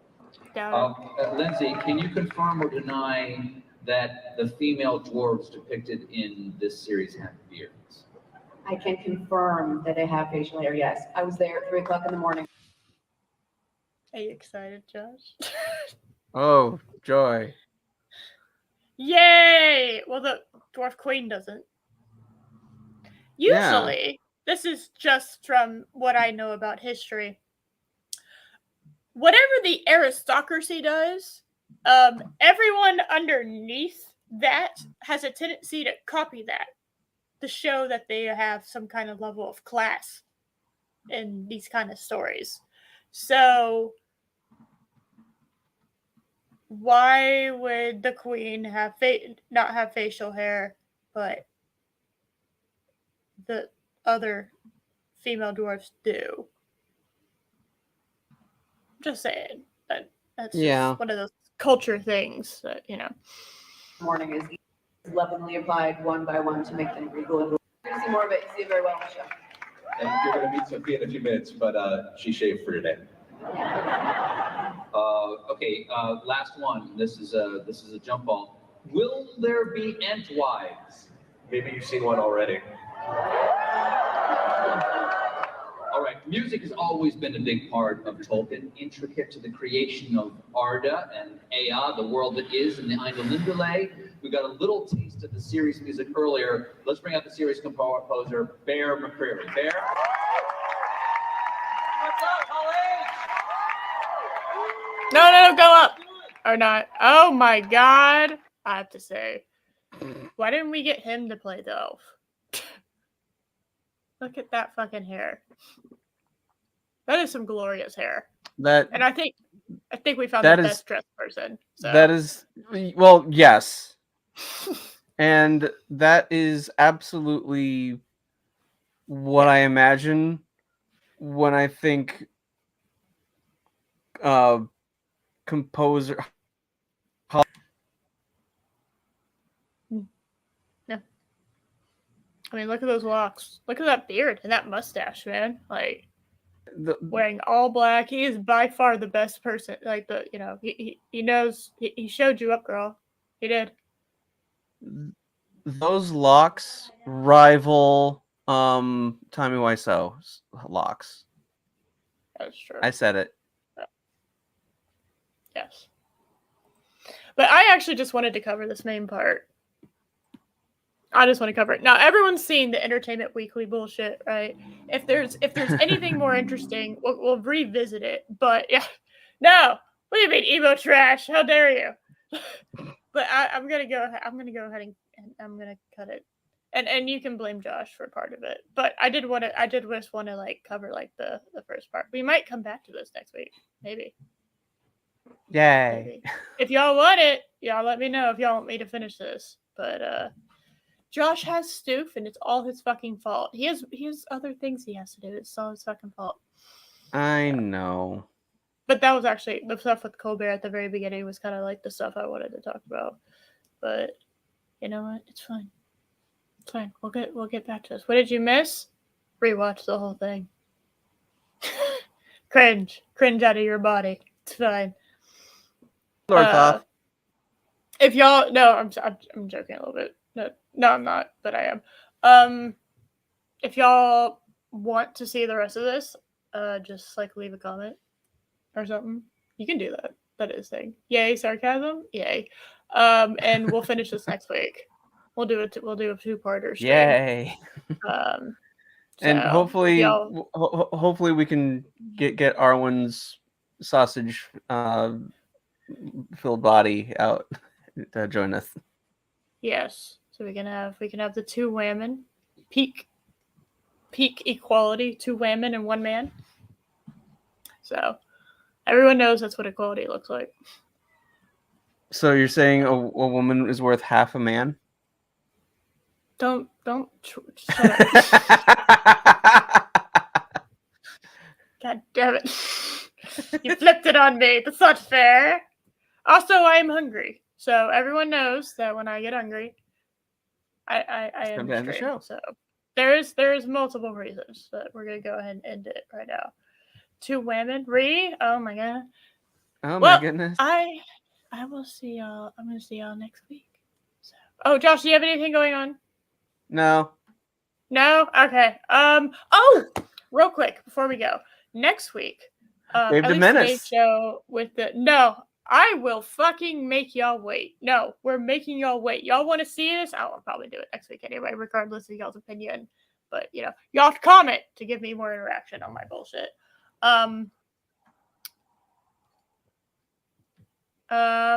So next week I have the Bay Diminished returns. Yes, I saw that. It's at 9:30 CST, which is going to be a late ass stream for me. So, but I think we're going back to weekly. It's Lorena's channel this week. Yes, so we're starting on Lorena's channel. Yeah. So, lots of things, complicated shit. We all had shit going on, and then schedules were all fucked up, and we finally found Thursday night was a good night to do it. So we're gonna try to get back to like a regular show, but yes, we'll be able to do this. So Bay Diminished is back currently. Yeah, Lorena, Thursday 9:30 CST, or it's 8:30 ET. And then we'll have this, and then I'm also going to be on, I think I'm going to be on Shenanigans next Saturday, and that's then on Sunday. I think I'm invited to Mary Bacon's birthday stream. I know, shit, not usual for me. Usually it's like a one and done, but yeah, lots of shit are happening. So yeah, I will see y'all on all kinds of stuff this next week. So super excited. So yay. Okay. I don't know how to end stream still. I've been doing this for 2 fucking years. I still don't know how to not awkwardly end a stream. So bye. Being awkward is your trade. Hey. I can't argue with that. Anyway, bye. Bye everyone.